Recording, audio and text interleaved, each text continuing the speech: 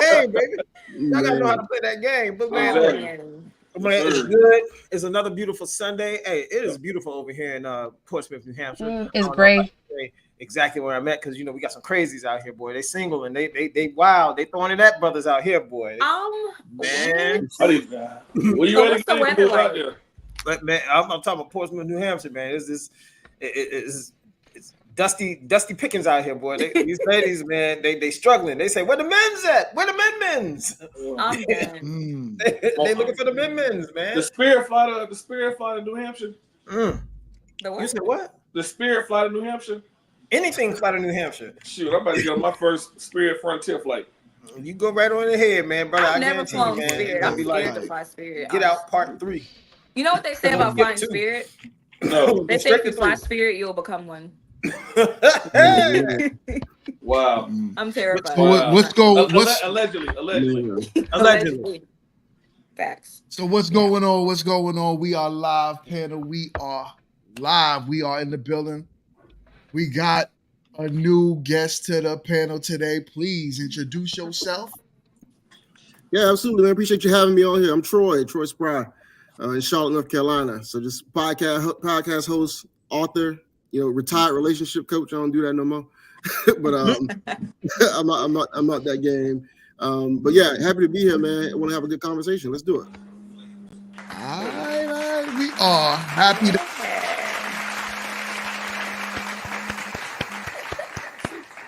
Yeah. So, check this out. I got to make this known. We have a channel sponsor. I am an affiliate now with Teej Henley. Okay. Let's do it. Listen. Congrats, everybody. Moving on up in the world, dog. Listen. Heck yeah. Now, as I always say, man, a lot of men we do not take facial skincare as serious as we should. We think the ladies are the only ones that's supposed to wash their face. We just throw regular soap and water and call it a day. But no, we need to take care of our skin. So click on the link in the description and you'll get 30% off your first order and 20% off a lifetime after. So make sure you click the link in the description below and you will be straight. I promise you, the ladies will be after you. Let's get it. Let's get it. Fellas, the shave and everything, no more bum bumps. You know what I'm saying? Smooth skin, no bum bumps. All right? No bump bumps. No bump bumps. It's crazy though. Yo, we got India back in the building. India, what's going on, bro? She's back in the building. Hello, beautiful people. Oh yeah. What's going on? I'm into technology, but the stream thing, like, I'll get it next time. You get it. You get it. Just keep fix that. We're gonna send her some internet. Come on, more. As you come on more and more, you'll get used to it. You'll get used to it. India. Go ahead, my brother. I was gonna say, India, you want to know how to fix that permanently? Don't. Nope. Get yourself a man. Man, I knew it. Nope. What are you trying to stop me?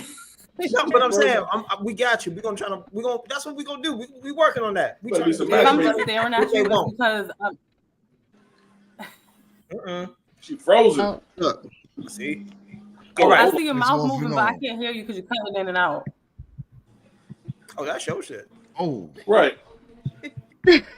That is some flag. Oh my goodness. Are y'all talking mess? Y'all talking mess. We're saying that we love you. Okay, I hear you a little better. My Cox communication is terrible. All right, there we go. All right, so yo, listen, real quick. Okay, I can tell by his eyes. Yeah. Okay, I'll take that. Oh, yeah, you got a delay like crazy going on right there. God damn, girl, you a day late and $1 short. God damn. Leave her dial up alone, man. She gotta use AOL. So, all right, I'm messing with you, India. I'm sorry. So check it, right? We gonna start our first topic, right? Y'all heard about this whole Neo situation going on with his baby mama? Say it again. In the passing. Y'all ain't hear about that? I haven't. In the passing. in passing. Oh, the baby mama. So, you know, the side yeah, this one? is not right. This is not our normal topic. It's nothing crazy that we always touch, but I just wanted to touch on it real quick because I think it's wild. I want y'all opinion on who do y'all feel is, you know, in the wrong in this situation. I'm gonna play some clips real quick. Let me know what y'all think. All right, here we go. About the freak off, Diddy Jr. Diddy Jr. Tell him about the freak off. He calling the police, y'all. He calling. No, I don't give a. Listen. No, you know what you did. Your body slamming on the floor. Come on, police. Tell him the real you. Tell him the real you. Tell him the real you. Tell him the real you. And why we're here today. Tell him why we're here today. Shut boy. Refuse to remove me. Why? Because the commotion. How did the commotion start? What did we talk about? What did I ask of you? All of that is irrelevant. Okay, so you calling the police y'all, guess what? Over what? Because he want hoes over the house while his kids is here. Why you like to have hoes, drugs, and weed. Tell him about the alcohol, mushrooms, and prostitutes in the house while his kids are here. Everyone has asked him to stop, but he will not listen to nobody. This is what's going on. This is the tea. While the is in the house, I asked him not to bring no in the house. I even came over here to help him with these kids because he won't watch these kids. Tell him about the freak off. Say my daughter crying. You gotta go. But the hoe gonna stay, huh? The hoe gonna stay? The hoe gonna stay? Excuse me. The hoe gonna stay? The hoe gonna stay? Excuse The me. hoe gonna stay? Come on now. The hoe gonna stay? You're doing a lot. Huh? Excuse me. Why can't you just be at home with your kids? Why can't you just get out? Why you just can't be at home with the kids? Why you can't be at home with the kids? Is that hard for you to lay in the bed and lay down with your kids? No, I've done it before. No, you don't do it. That's the problem. That's why I'm here. And you know that. And you know that. And you know that though. And you know that. And you know that. I feel like that word. All right. Hold Matrix- on. I'm sorry about that. So, y'all thoughts? See, Hold on. see, I still got it Definitely. playing somehow. he loved it. When I saw that, I got annoyed for it. But now he hate that he love her. So I don't know. That's crazy. Hold on. He what? I said he loved her because she had her own and she was Miss Independent. But now he hate that he love her. This independence crazy, So- first of all.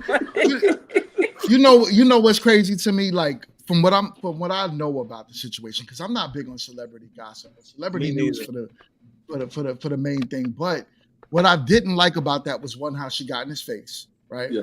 I feel like, that's definitely over the top. And from what I do also know about it is she was the one that cheated with, he was married. She cheated with while he was married with him, then had his baby, and now want to act like this. Oh no. He's doing the same thing to her. So where's the accountability? So she like wants you know that 2 babies. So Not she one, wants a different outcome 2. from what she dabbled in, right. So basically. what I was gonna say is like what disappoints me about this is ask yourself like what's the desired outcome? Like what is she looking to gain from that behavior? Like if your desired outcome is that he's gonna take better care of the kids or he's gonna show up, he's gonna do all these things, what does this do for that situation? Like what do you really want? Was the goal to just to out him. Everybody else? Like is that It's to what out the him. goal? Yeah. Because that's not, it's not Of about course. the kid then at that point, right? This ain't about the kids. This is about your ego. That's what it like to me. All right. So I definitely see vengeful woman, and even though what she said in the video and everything may be valid, we don't know. We're not in his house or whatever. Vengeful woman, but all in all, that's pretty much what that situation was. So she's trying to out him, now that she's mad. You know, when a woman's fed up, there ain't nothing you can do about it. Provoke him too. That's true. Like that provocation she was doing was real. Like she was trying to get a response and a reaction that was gonna get him in trouble. Yeah, All she right. was Right. filming it for a Right. reason. So she Yeah. Kind of coaxing him to do Yeah. something. Do Yeah. something. Mhm. Yeah. Y'all ladies already know what that was. We all know what that was. She, just like many others, was mad that the gravy train is now over. And now she is going to try to do whatever she can to ruin this man. Because you want to know why? If I can't have him, none of you bitches will. I'm gonna ruin him. I'm gonna ruin his name because you know what? Look, ladies, y'all know the deal. Y'all ain't never got crazy like that over a nigga you ain't wanted to be with. You ain't never got crazy. You were breaking nothing to get away from him. Mhm. But Yo, that's how it is when you got status. When there's status attached to your name, ladies tend to go buck wild crazy, boy. When that dude is like, up, your time's up. Now I'm on to a new one. And I saw the Xbox controller in his hands. You know what I'm saying? I saw the man playing video games. You know, I do have a, you know, I have a feeling in my heart for the dudes who play video games. That, you know, a lot of them, they ain't as assertive as they need to be. So that's why she doing all that stuff, man. She putting her finger in his face. She trying to get him to react overly emotionally and stuff because you know what? While she was with him, she seen him act like that before. So she know what she can do and what she can't do. Yeah. That's a So dangerous provoke. situation right there. Yeah. Dangerous situation Yeah. because 9 times Yeah. out of 10, if he didn't have a, you know what I'm saying? If he didn't have that status, what if he was just a regular schmegular dude like us? Cops get called. she probably would. But you know what? She would have acted like that. Let's not act like she would. She's still Men go through that every day. Every day. Absolutely. Yeah. That's an abused man. You can tell he's used to it. Oh Like, yeah. you Yeah, can he tell was he's so used to calm. it. So, like he just used to that. He didn't raise his voice Right. not one time. That was crazy. he didn't want to. But then you risk it also all. got to keep in mind too. Yeah, he would have. He has more to lose than her. True. Way more. You know what I'm saying? Way more. And she knows that. You know what I'm saying? So now she's trying to use what he had as leverage as first. Now she's trying to flip it and use it against him. You know what I'm saying? His status, his name, that celebrity, the fame. And then she got kids with him. So you know how I do. It's the oldest trick in the book. I'm gonna throw mud on your name and I'm gonna run your black ass through the court system. I'm gonna get my check out you one way or another. Right. It's a dirty game out there, y'all fellas. Why not just leave the house, right? Like, what if she was concerned about these kids so bad in this situation? Why not just leave? Why Man, you know how it is in the middle of 2K, man. You in the middle of 2K, bro. You ain't trying to give it up. Man, he said the video game he couldn't stop playing it. Yeah, stop, man. You talking about Neo leave the house? No, you talking about her. Oh, let me tell you, she wasn't trying to leave the house. Did you not see those two little babies on the bed behind him? That woman ain't give two damns about them kids. She don't give a damn about them kids right now. She care about doing as much damage as possible to him. Because right now in her eyes, she's like, I'm doing all of this to hurt you. Where your bodyguard at? I'll go and suck him just to hurt you. I would do whatever it takes to hurt you right now. Yeah. What I Am I don't like wrong, too is y'all? Am I wrong? No, you're not wrong. like most men in those situations don't even defend themselves, right? They don't even draw boundaries and lines like as they should. You know what I mean? I say shut because who stands to lose the most in that situation? Her or him? Leo. So it would not be beneficial to the man to react to any of that shit because there's a reason. If you react emotionally and start arguing with them, then they know you. They said, boom, I got him in his emotional bag. Now he in the ring with me. I'm gonna box this nigga emotionally until he can't box no more. Or number two, if you react and jump up at her, now she got you on assault. It's just a double-edged sword. You don't react. Keep your cool and keep it pushing. Be like, yeah, I'm gonna chuck the deuces. Now I'm gonna fuck your friend. No, I'm sorry. YouTube. I don't mean that. I don't mean that. No, YouTube. He did not mean that. YouTube. I did not mean that. YouTube. I apologize, fellas. Don't do that. Just leave her ass. How about that? That's it. Simple solution. That situation. Right. Listen, I want to give a special shout out to the Fresh Perspective.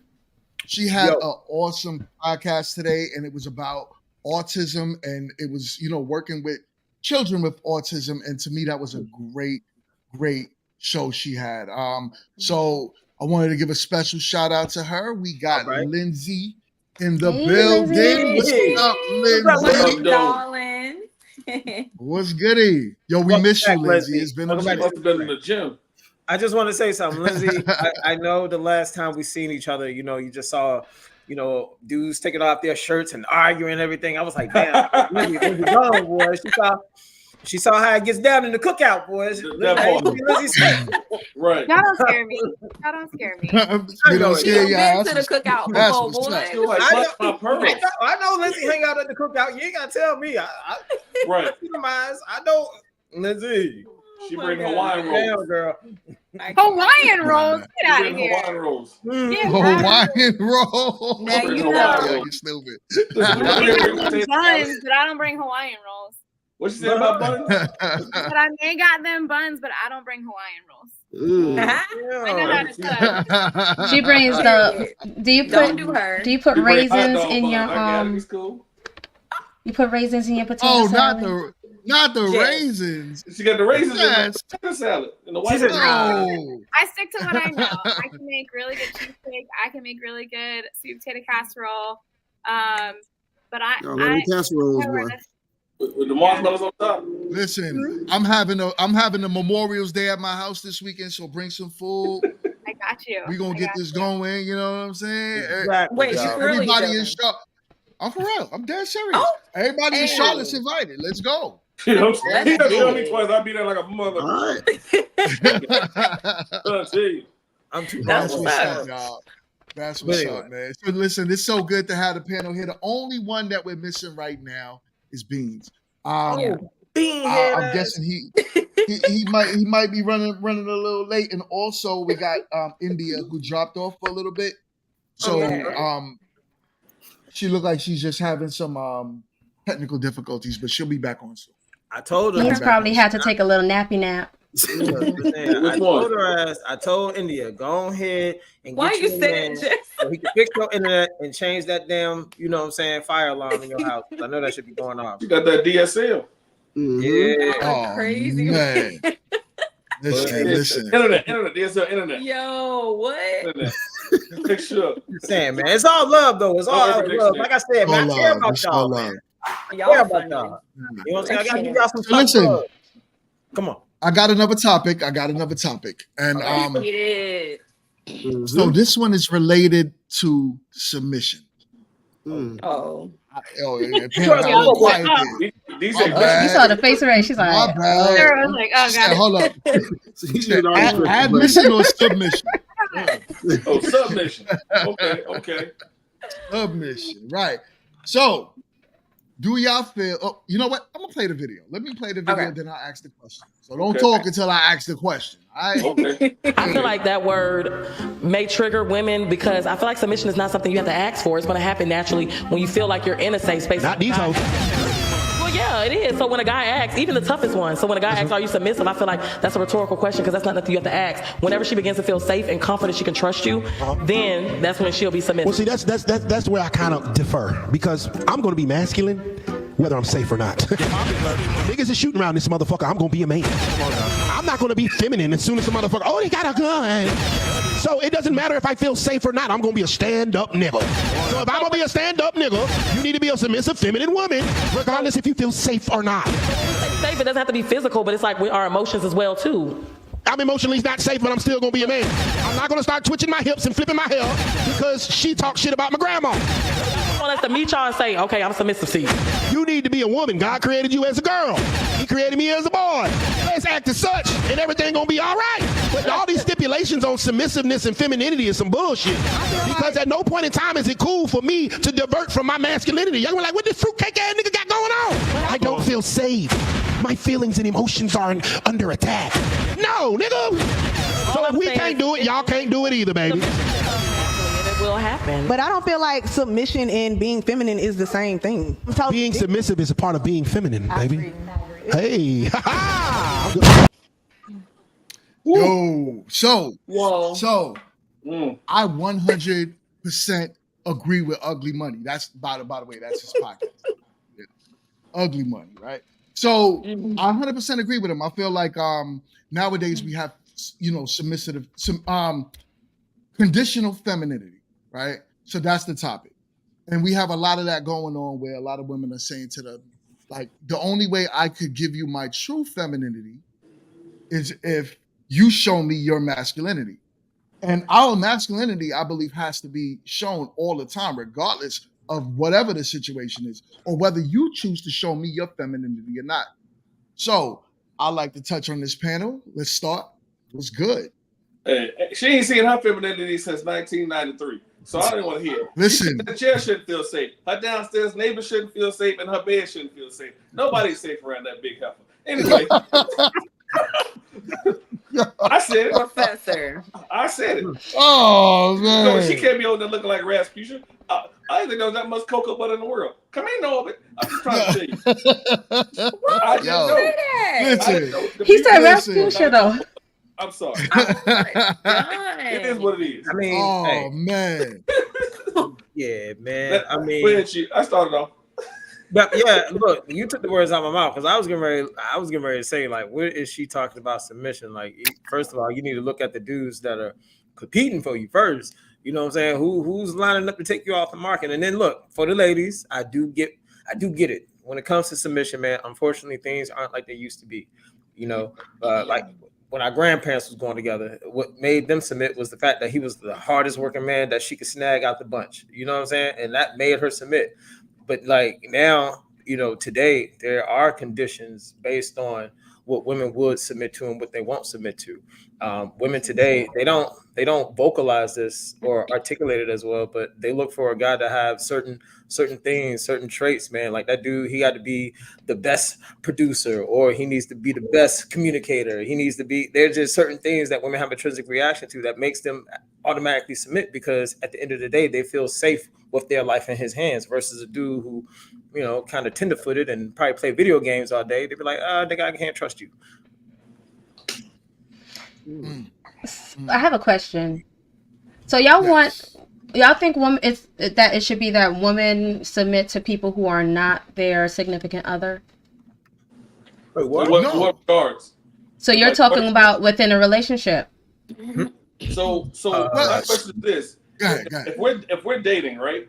What are we doing? What's the purpose of dating, Jess? Well, that's what I'm saying. I thought it was because there's some men that think women should be submit to men, period, across the board, whether it's someone they're with or not. So I just want to clarify. I mean, but they do though. No, because the Bible says, "Wives, submit yourselves to the husband, as the husband submits himself to the church." We're using biblical terms. So what I'm saying about dating is, we're dating. Yes, I think submission should be there. But if you're my friend, that's a different situation. Okay. Okay. All right. Because I had to make that clarification. What was the clarification again? Because that's the way I heard it. You know, women submit to dudes even that they're not with. You do know that, right? I'm not saying what they do or do. I mean, what they do or do not currently, but I'm talking about what is the consensus of how it should be. Should it be with the person you're with, dating, husband, whatever, or just someone, period, like men, period? I mean, it should respectively be with. Oh, my bad. You get ready to go? All right. My thoughts on it is, personally, I feel like a woman should. I definitely believe it's like depending on the situation, right? If you believe that men are authoritative, that they work with logic, and they're not working across their feelings, so long as if you see a man in the street and he's giving you good advice on what not to do and where to go, or ma'am, cover yourself, or yes, you should submit to that, whether you know him or not. But when it comes to some idiot that's telling you, like, just do whatever, no, you definitely have to be selective.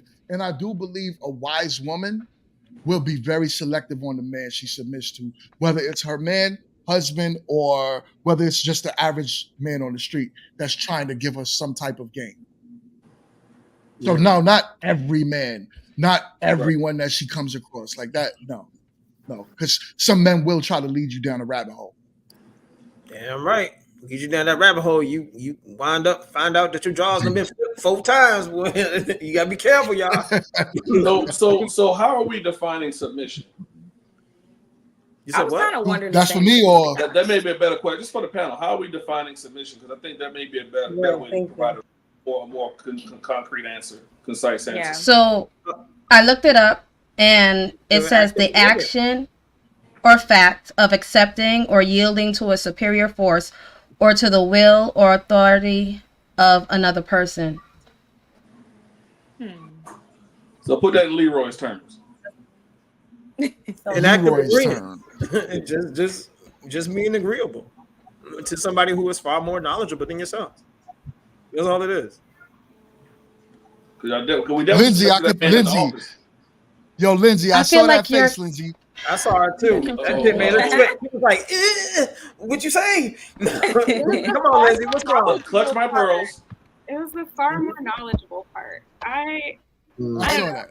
My stance is like, I'm single. We all know like the dating world is, but to have that perspective, to have that perspective that someone is supposed to give submission to another person, like as they're getting to know them. My thing is, my bills don't stop. I have a whole household to run. No kids, but I got 2 acres. I have my mortgage to pay. That doesn't stop for me. So if you're wanting me to submit to the superior power, like you got to step up and be able to be there on that level. Like I'm happy to step back and be that softer feminine side. But at the end of the day, like if you're not bringing to that table that masculine side that I need to be for you to be supportive of me, then it won't happen because I have to fix my cars. I have to pay my bills. I have to mow my lawn. I have to do all those things because it's just got to continue on. If I don't do it, no one else is going to do it. So, you got to stop dating those dudes that don't do it for you. No, I feel you. See, look, I like that. Queen Lala, hey, Queen about to get on you before I get on you. But listen here, girl, those are all your bills. That you paying your stuff, that's you adulting. These are all the bills that you accumulated. So because you have now made yourself a financial burden, you say that you can't submit to a man that comes into your life. Well, baby, it's not his job to take care of your bills. It is his job to make I know that, but how you explained it though. And Lizzie, I'm just giving you a little teeny pushback, so don't come at me with the claws now. Come on, we all family now. What I'm saying is that all those things are your things that you accumulated for yourself and about your life. That is you just adulting, all of your bills and all that, and we get it. Being an adult is a never-ending job. You know what I'm saying? That's why I try to tell ladies, you better hit yourself to the best productive man you can because you don't want our job. Our job as being a man is a never-ending job. We don't get to say, all right, I'm gonna hang up my hat and I quit. But for women, if you choose the best option out there, you will possibly get the opportunity to say, okay, I quit. I want to sit in the house. I want to make this house a beautiful home for you because he has made that available for you. But you coming in the door with all those bills and all, I have this, I have my car, I have all that. That's your bag, baby. But that's the thing. To be honest, like I just want somebody to step into my playing field. That's all. What you mean by that? Like being able to take care of your own stuff, but also just being able to provide that masculine support. Like not necessarily doing things with me or for me. Get out of my face. Get out of my face. It's so shiny. So you're saying a man then, right? Is that what you're saying? Yeah. That doesn't sound like me. You're just describing a man. Yeah, I want a real ass man. Pardon my French, but I want a real man. I don't want somebody that. But a real man would want to be a provider, and that's not what you just described. You describe somebody like in a sense, like a 50-50, helping you out, doing y'all own thing, not stepping on each other's toes kind of thing. I mean, that takes progress. Like, I'm not just going to meet a man and automatically live with them. So, like, it takes learning people for them to for you to understand if this is the right person that you want to be with. Like, I know I did bring my own bills into this, but like, I mean, we all have to live. But like what? But like what? You said, you brought your own bills into this, but like what? When it's not a factor. That's what he's trying to say. No. Factor. I just want to know. I want to but that was just the natural progression of life. Like I got my education, I got a job. It was cheaper to buy a house than it was to rent one, so I bought a house, and that is what it is. Like, all right, cool. So Lindsay, check this out. Lindsay, see, this is how much I care about y'all ladies. I want y'all to pay attention to this. It's gonna be a teaching moment right here. Check this out. All right. I know the path that you was going on. You was like, all right, once I get out of college, I'm gonna get my career. Then I'm gonna buy a house. It was cheaper to buy a house than it is to rent. But think about the consequences of that. Not knocking you for getting your house, but think about the financial burden you are now putting yourself up under to a man, the man that you want, the man that you feel like I need this motherfucker in my life right now. He is paying attention to that stuff. Men are like excellent stockbrokers. You know what I'm saying? They only bid on items at their lowest price, not at their highest. You are at your highest right now, and it's not it's not a smart investment for a man to invest in somebody whose price is already up here. You got all those things which increase your buy-in, so to speak. Men prefer women when they're low. You know what I'm saying? Somebody who's young, in their 20s, you know what I'm saying? Let's say 25, that is 29. Wrong. Hey. Is that working? Oh, geez. Y'all saying I'm wrong? You're wrong. Yo, what are you even talking about? Hurry up. I don't want to disrespect. Go ahead, finish the statement. Your internet about to go out. India, go ahead. No, I just had to interject. No, I want him to finish. I don't want to cut him off. I'm sorry. I shouldn't have done that. He did. He was done. Okay. The reason why I said wrong is because well, I guess we can only speak from the things we see around us, okay? And from my experience, from my own and other experiences, I've seen men that they either say they want like a partnership, and a partnership for them is somebody who's coming with assets, somebody who's coming with who's not a liability, but more so a asset. Like basically, they feel like a good teammate in a woman is somebody who, I don't want to say is not a renter, but a homeowner. It seems to those type of men, they seem more valuable because they can, build equity with that, or grow financially with them more so than somebody who's just living and stuff like that. I'm sorry, that's just what I've heard from most men. You said men. I mean, maybe it's just Massachusetts men, but. Yeah, I haven't seen that. I live in Massachusetts. I know how to men are. They live with their mother still. Yes, I'm serious. Yeah, they don't move out. They want to be babied the whole night, especially in Cape Verde, man. I know how they do it. But I'm saying is they have this mentality of No, I'm asking you. You saying that a man wants a woman that owns a house, so you can build equity with her? Is that what you're saying? That's a portion of it, but what I'm saying is I was trying to say something in contrary to what he said. So basically you said to some men it may look like a big expense, or I forgot how you put it, but to a lot of other people, to a lot of the men that I've spoken to, at least around this area, it's been more like, I want a woman with a house who has assets, who has something we can. So they want to move. Exactly. Look what you right. No. They have their own too, though. But they want somebody that doesn't seem like a financial burden. You gotta stay out of Mardi Gras. I can. If he's trying to be a real provider, he doesn't care about if you're going to be a burden or not. He's ready to provide as a man. That's how it is. So I don't understand because they don't really care. Your house has nothing to do with him.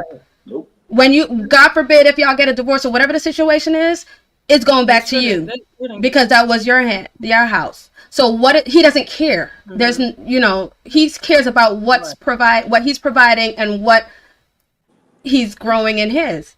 What I know what I care about is the fact is that you are able to take. You would think so. I agree with that, but I'm just saying. Like you should be able to take care of yourself as a human. But sometimes owning the house could be a detriment because if I want to move somewhere, you got to try to sell the house. That's a whole other situation. I rather just rent. We keep it moving. Yeah. So, but I can understand a man wanting a woman to like maybe him wanting to be able to provide that for her if she don't already have it. But if she got it, why would that make a man feel any type of way? That's weird to me. Well, I will say what this. kind of way and for what? There was a pastor in North Carolina that we both know, Don, who told someone during counseling that don't lead these people wrong. That he should not move into that woman's house. He should buy his own house. Mm-hmm. I agree. I mean, yeah, he shouldn't move into a woman's house. I don't really agree with that either. Yeah. I mean, right. But I understand that. What are we arguing about? I mean, what are we? That's what I'm saying. Where to go? When you think about it, we talking about basic adult stuff, right? Right. We're literally talking about like grown people shit. I mean stuff. I mean, sorry, I didn't mean to curse. Grown people stuff. YouTube. I'm sorry. Around like assets and liabilities. This is a family like, show. After a certain age, like I would expect you to have certain things, right? Right. I expect you to be able to take care of yourself, maintain yourself. I'm not intimidated by that at all. What I want to know is how do you treat me, right? How do you make me feel in your energy? How do you support me in my dreams? Like those are the things I need to know. We're not talking about these assets. I actually think my opinion is a little different, right? Because I think the whole submission conversation is played, right? I think the whole idea of this whole submission piece, submissive doesn't mean stupid, right? It doesn't mean weak.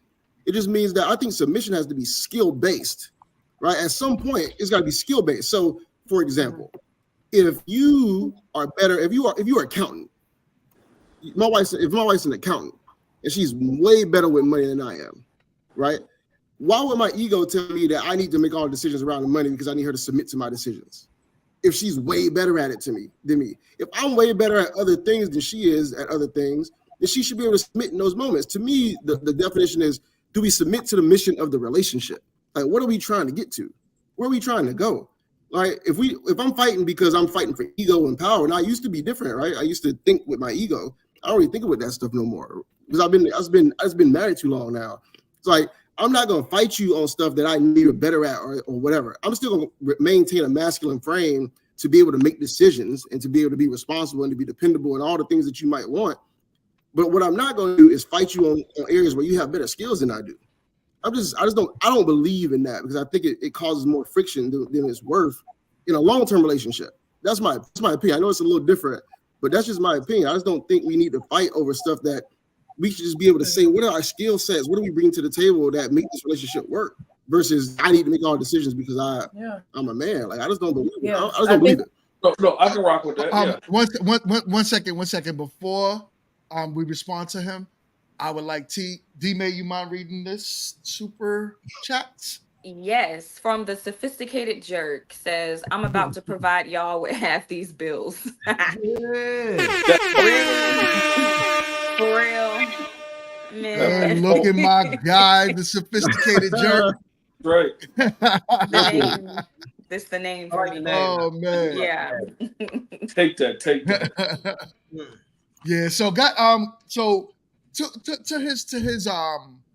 to continue off of what you were saying, I agree. Like submission should be both ways. I submit to my wife in a way of, I go to work for you. I pay the bills. I make sure you're protected, provided for. You have nothing to really worry about in this world. Like when I walk the street with my wife, I have a mindset that she's walking around singing a Michael Jackson song in her head all day long, while I'm sitting there literally scouring the room, making sure everybody's okay.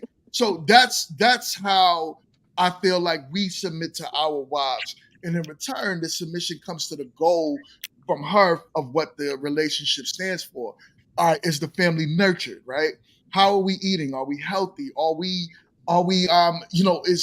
Am I coming into a filthy house where it's unsanitary, where people shouldn't even be living at? No, my wife makes sure all of that is provided for. It's not just wash my drawers because I'm a man. But I think where we got this from, I think it got twisted because I don't think there was a lot of fathers in our households to piggyback this story of what a man is supposed to really be in a family. So most of us don't know what we're talking about. We're just talking because we're regurgitating the same thing we keep hearing on the internet. But that's my stance on it. Let's keep going.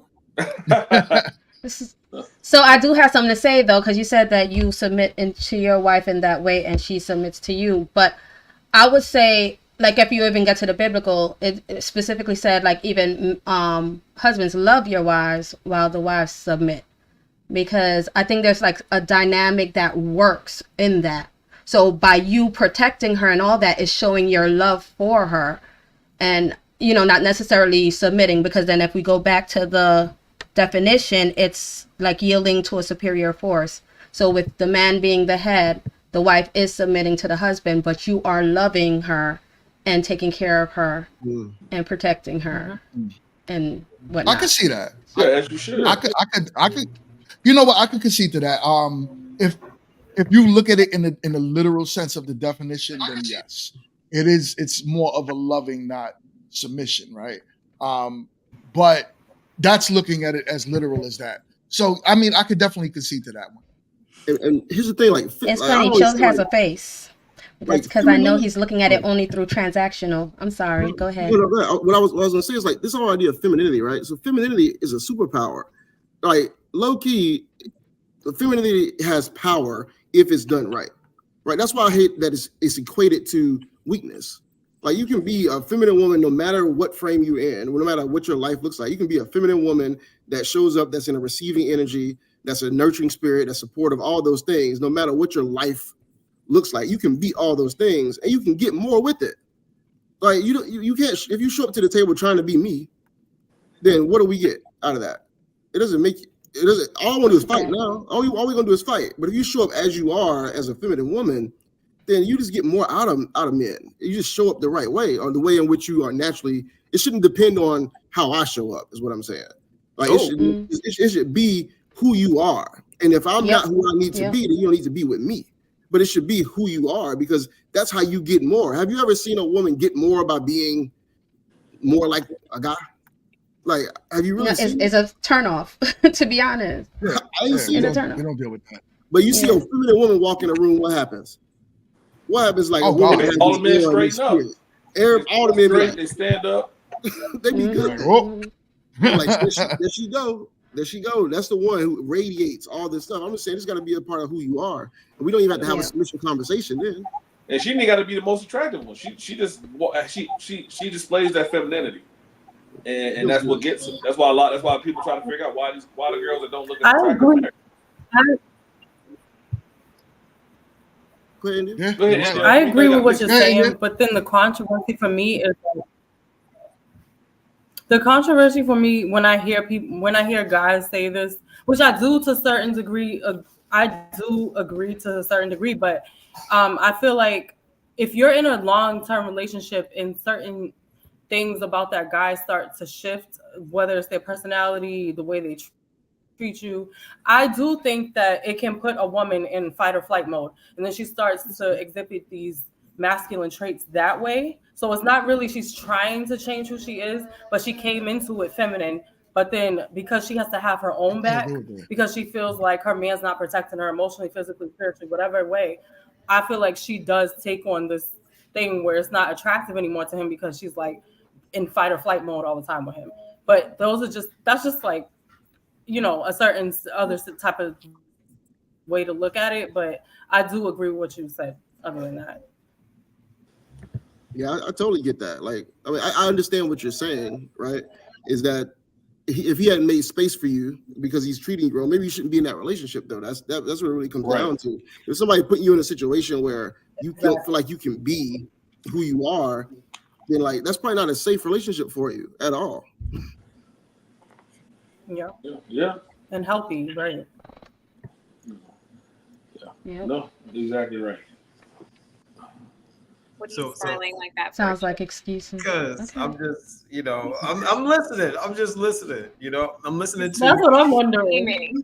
Yeah, everybody has their perspective, their ways of it. But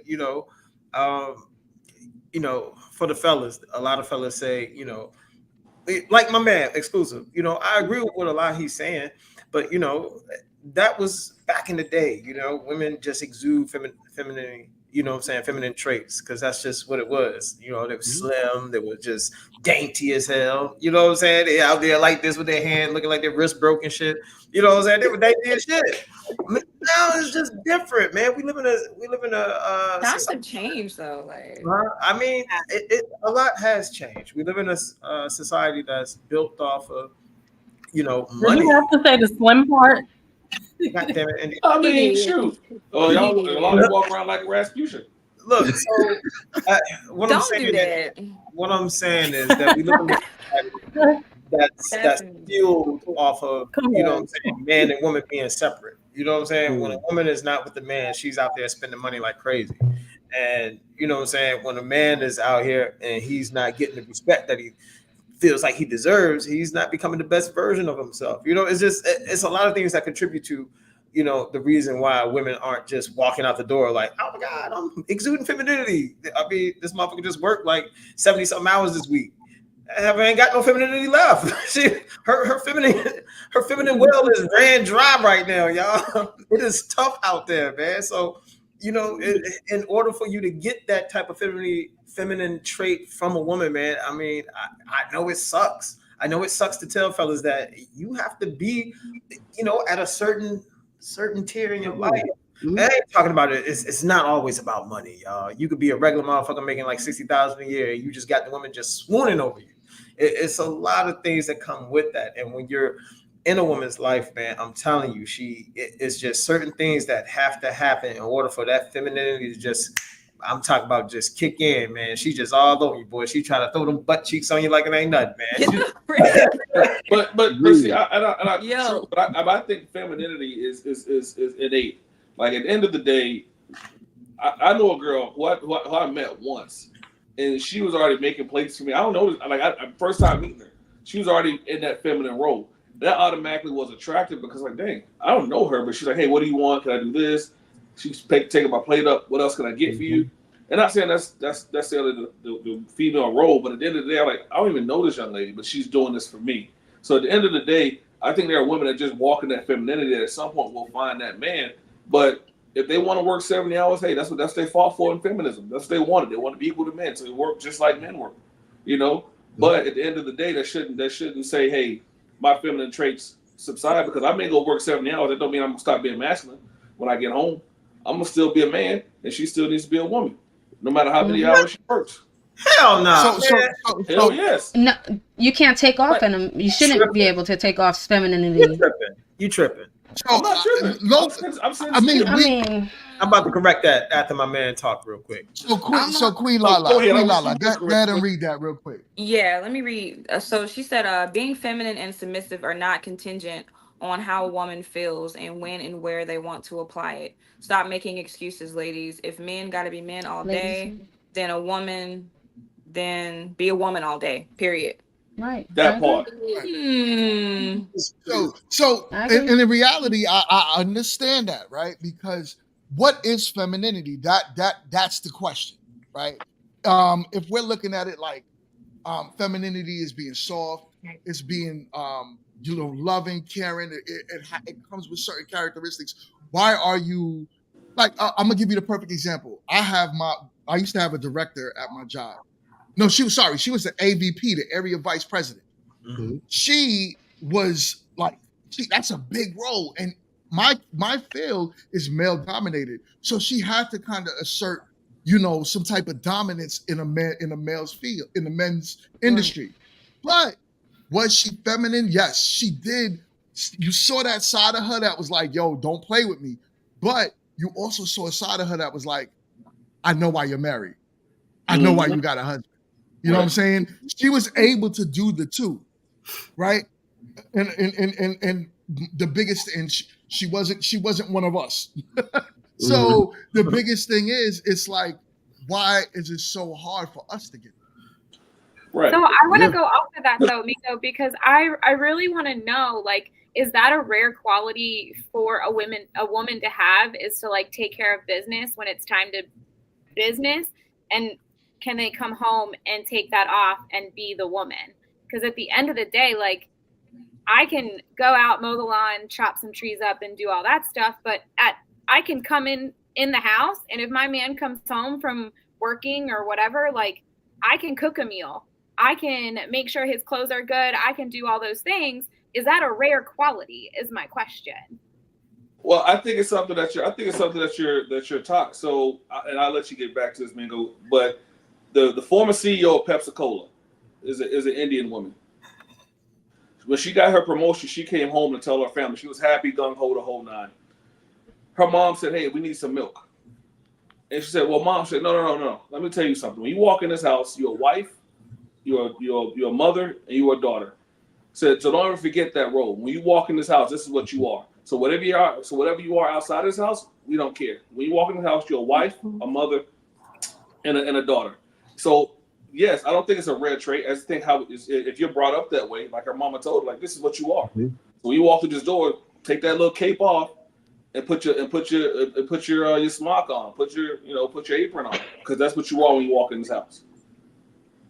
All right. So real quick, I just wanted to introduce the panel to my wife in the building. Hello.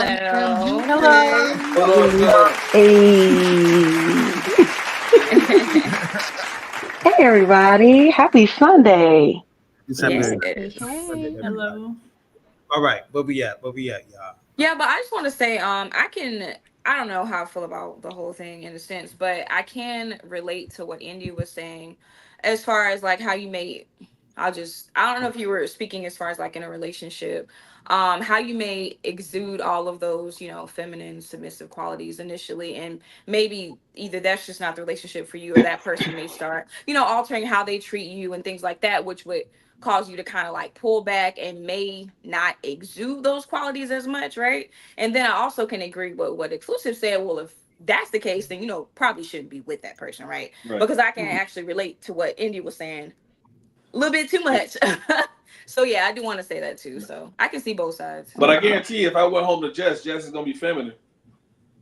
What? I said, I bet you if I went home to Jess is feminine, no matter how many hours she worked that day. You shouldn't have to let. It ain't about you shouldn't working, lose your. That's not what I was referring to. No, I'm not talking about that. I'm just saying in general.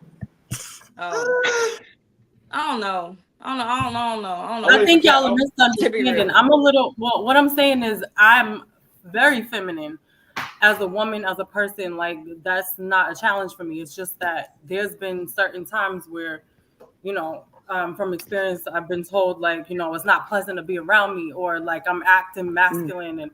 It wasn't the case before. And so I just feel like sometimes there's triggers that bring out other sides to you. And that could be anything. But to me, to men, that might be masculine. And that's just basically what I'm referring to. But it doesn't mean that I'm not feminine. I'm a very feminine person. You're a very feminine person. You're feminine.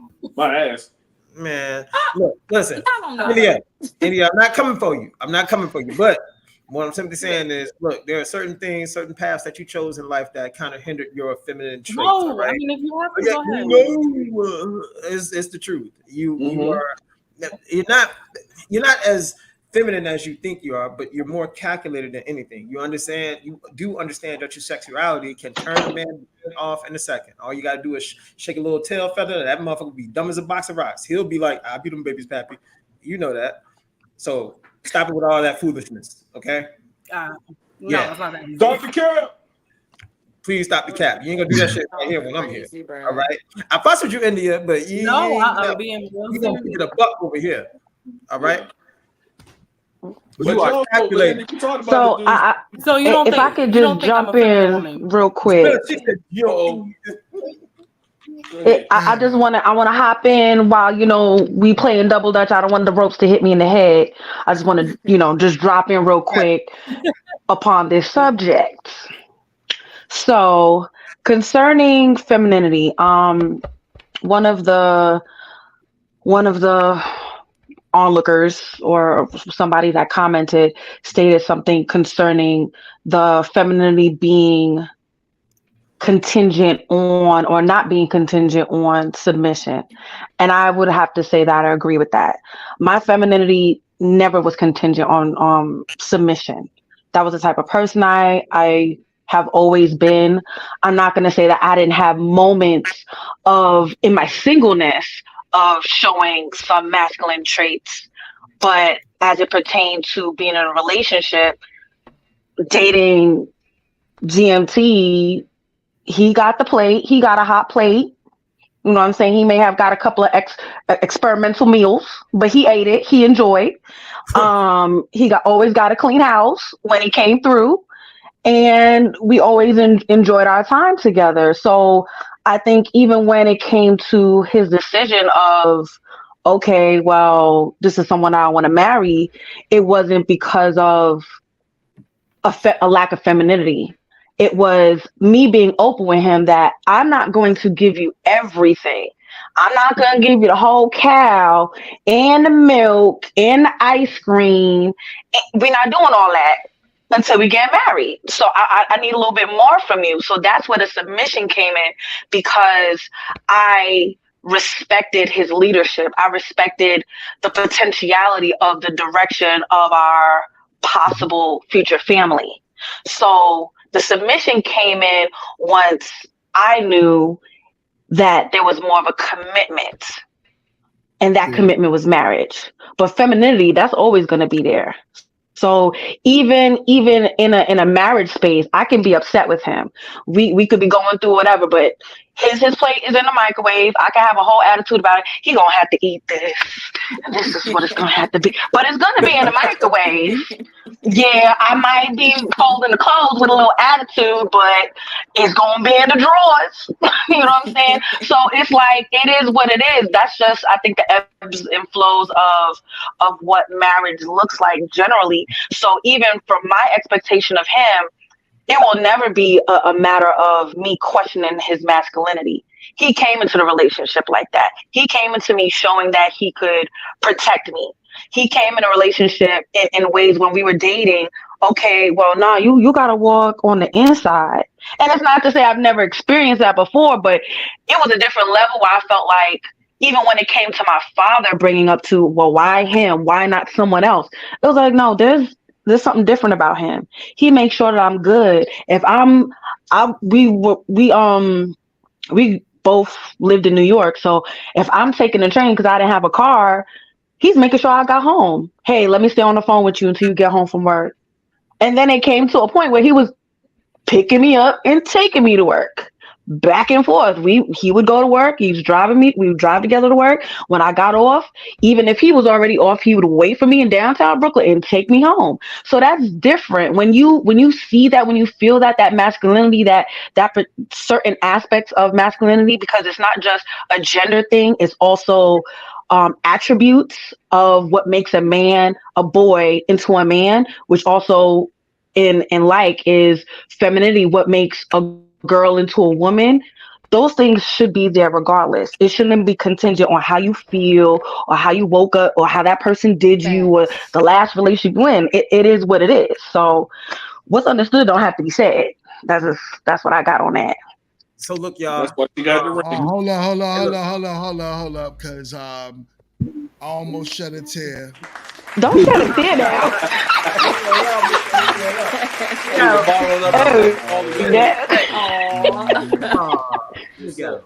Look out. Never seen a black man blush. Yeah. Never seen a black That's man all right. blush. That's dope. And he do. And that's still masculine. It's still masculine. Now look, It's dope. I want to say something, man. Look, I love it when people be talking, man. I love it when the melanin. It's not all the way charged. You too, Lindsay. You too. All right, but we I'm not melanin. That's not enough. All right. I know. Girl, we love you. It's now, okay, look. Linz. We love. Linz, you in the gym? Look, man, it's almost like reading the Bible when you hear what we talk. Basically, what she was simply saying is, and you heard the things that she said. Now, just translate it, and I'll sum it up for you. She was able to feel secure and trust that this man right here, GMT, her life was safe in his hands because she saw the potential in him. And not only that, she saw how productive he was. And then she was able to visually confirm his productiveness. Now he's able to alleviate some of the stresses of this world from her. So what now? Oh, she could bask in that femininity. She could bask in that submission. That's all she wrote, baby. And then if he keeps doing that, it just gets better with time. And that's basically what it is, man. Mm-hmm. I said this already, y'all. No, and that's exactly what I was saying. Like, but it all came down to like what you bring to the table initially. Like, it's I'm honestly gonna say, like, it's a rare quality for a woman to bring their femininity. Ugh, that's a hard word. Femininity. Can't even say it. It's like yo. But also take care of things while a man comes with his masculinity and provides. Like, and that actually be a characteristic about that person. Everyone's trying to come in, men and women, with all these games and stipulations, and it's just like, be you. Like, I'm not going to change who I am because I can do all those things, and then I can go out and, I mean, Shativia can acknowledge it. Like, I can embrace my D-May. I can enjoy it. Like, I like that. Like, but I feel not many people can do that. Like, I don't know. I just, like, that's my quality as a person. But also, I feel like if I was just, you know, renting here, renting there, didn't really have a car, like, I would feel more of a financial burden on a man trying to come in than if my bills are paid, if things are taken care of on my end, and we can enjoy that versus you trying to build me up as a person. Well, look, what I'm saying is, when a woman has her own like house and cars and all that stuff, I'm not saying that you're totally X'd out. Like, guys look at you and be like, "Oh my God, hell no!" Like, not necessarily. But what I'm saying is, in some cases, in a lot of cases, women like that, they have reached the point of, you know, they are perfectly fine. They only trust their life in their own hands. Yes, they do prefer the company of a man from time to time, but once that feeling of cohabitation or something like that, you know, they flip out, man. They've been on their own for so goddamn long, as they literally sabotage the situation because they don't have the game. Like, I'm telling you, there's a lot of women out here who have all this stuff. They have no game. These chicks are about as basic can be. They get the first base. You get it through your thick skull that I'm broke. Dead, flat, stony, broke. See? Right. I've got $3.85 in my purse. Do you want? But you're right. You're right. You know what? And those women, they buy 1 or 2 dogs, and they can die alone. I mean, no, but I also agree with what they're saying. Like, the only time I've self-sabotaged is when a man comes in and like can't hold up the masculine side. Like, I'm still having to like be that man side. Like India was saying earlier, like, if you're not providing the masculinity, I can't not do it. Like, okay, who are you dating? So why are you there? Why are you there? Right, you date the same dudes. But no, like, you're excusing having to pull up with the masculine, right? The pseudo masculinity. You're excusing having to pull up with that rather than looking at your choices. Right. If you have to be pulling up with this pseudo masculinity, then you don't need to be in that situation. That's why they get eliminated. But why they keep coming to you? Why you keep attracting them? I don't. I mean, deception does exist. Like, I mean, I can go through like my phases. Like, that's just a past example. Like, once that's happened, I've learned, and then I learned to look for something different. Yeah, she's saying everybody everybody got the same thing. She's just speaking on something she's been through. Yeah, I can relate to the same. That doesn't mean that. I absolutely self-sabotage that. Oh, I know. That's not something that I can't. You don't know anything, Chill. You don't know my life. I do. People go through shit. You live and you learn, and you do better going forward. Period. Yeah, like, I definitely say I would not go after somebody who I used to date now, because I've learned from that. I like to take a real quick, Lindsay, we're gonna come right back to that, but I wanted to take a quick commercial break and shout out to my brand sponsor, Tiege Henley. Fellas, fellas, go get yourself some Tiege Henley. I use it myself.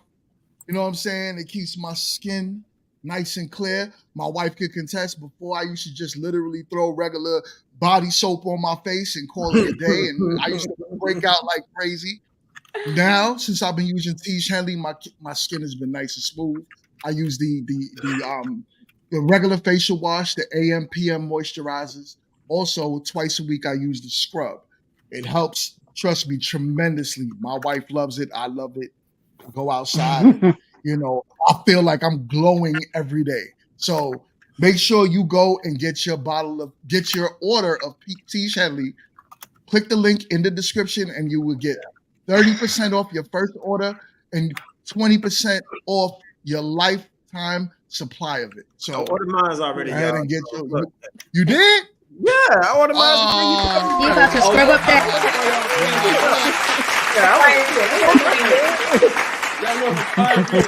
Scrub. Come on, chill.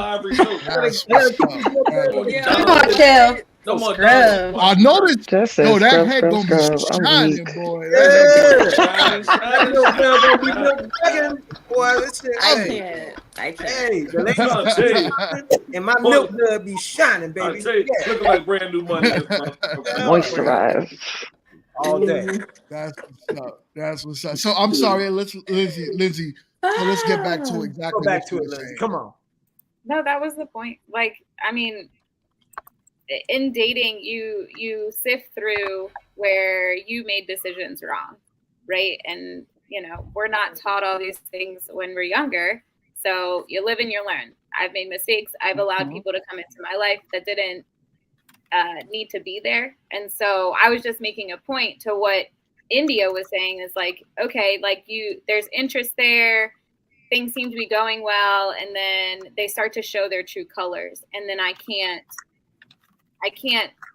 alleviate some of those masculine tasks off my plate because someone else, the man, isn't bringing that in. So then they get eliminated, and then here I am looking for it again. But I was just saying that it shouldn't be looked at as a burden that I have my own bills. I'm not expecting anybody to come in and pay my bills. That is 100% not the case. What I am expecting is someone to come into my playing field, have an operable car, have a job, be able to pay your own bills, and come together and get to know me in that way without trying to sit there and say like, oh, you need to step back, you need to follow me. Also, I don't need to take care of you as a woman because you are the man. Okay, that sounds wonderful. I appreciate it. It sounds great. But what I'm saying is, I know he's winding up. I hear it. Yeah, he's ready to shoot. Like, no, y'all, nothing like that. What I'm simply saying is, it's one of those clown boxes, and then just right. Exactly. Jack in the box. I would have butcher knife on your ass.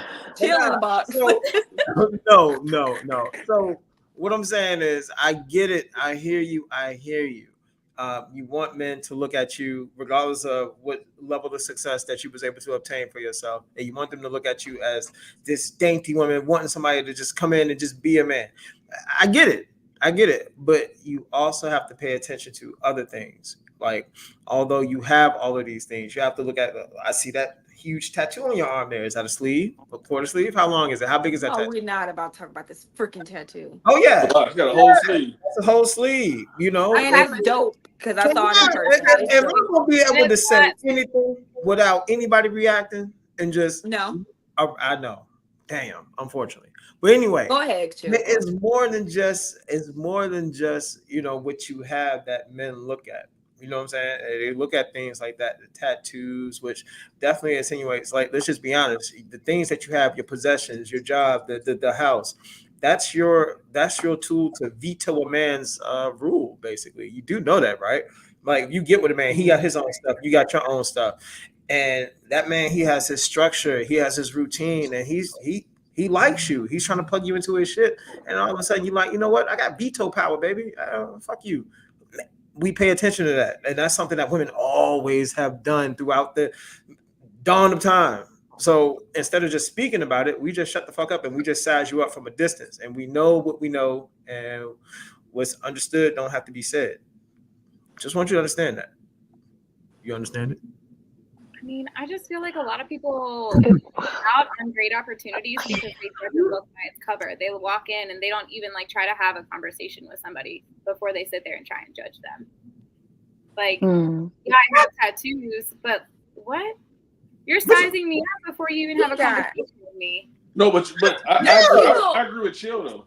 Yeah, but am I wrong? Because am I wrong? I agree with you. I agree with because you at too. the end of the day, like I said on the previous podcast, if I'm in a black tie affair, you got to somehow cover that up, or I got to explain it.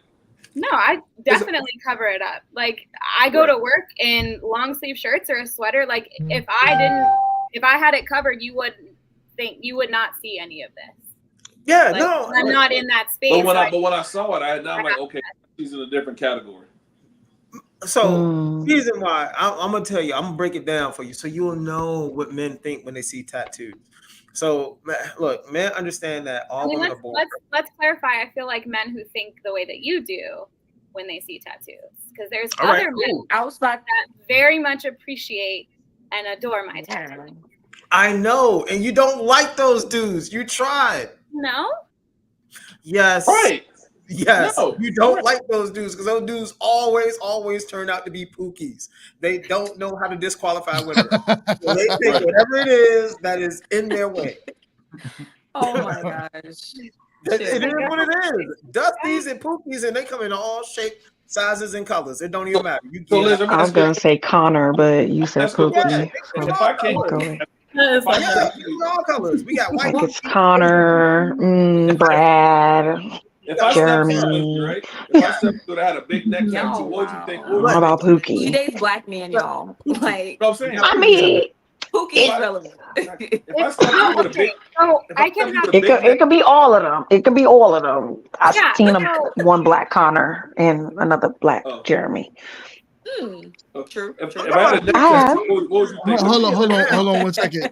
I want to hear what Lindsay. What was you gonna say? Yes. No, I'm trying to respond to the professor because he was like, if I have a neck tattoo, like, what would you think of me? Like if I had a neck tattoo and I drove a Charger, right? What would you automatically think? Yo. It comes down to how you carry yourself. It comes down to how you carry yourself. No, I just approach you from the blue. First impressions. Again, Come you carry yourself one way or another just by the way that you walk. Like, if you're coming up to me with some sort of like, I don't know, I'm trying to. There's just a swagger, like the way that you walk, like you can kind of tell how someone's gonna like walk into a situation. I guess, like I'm not walking into a room. I'm trying to put words to it, and I can't right now. Okay, panel. If I ask panel same question.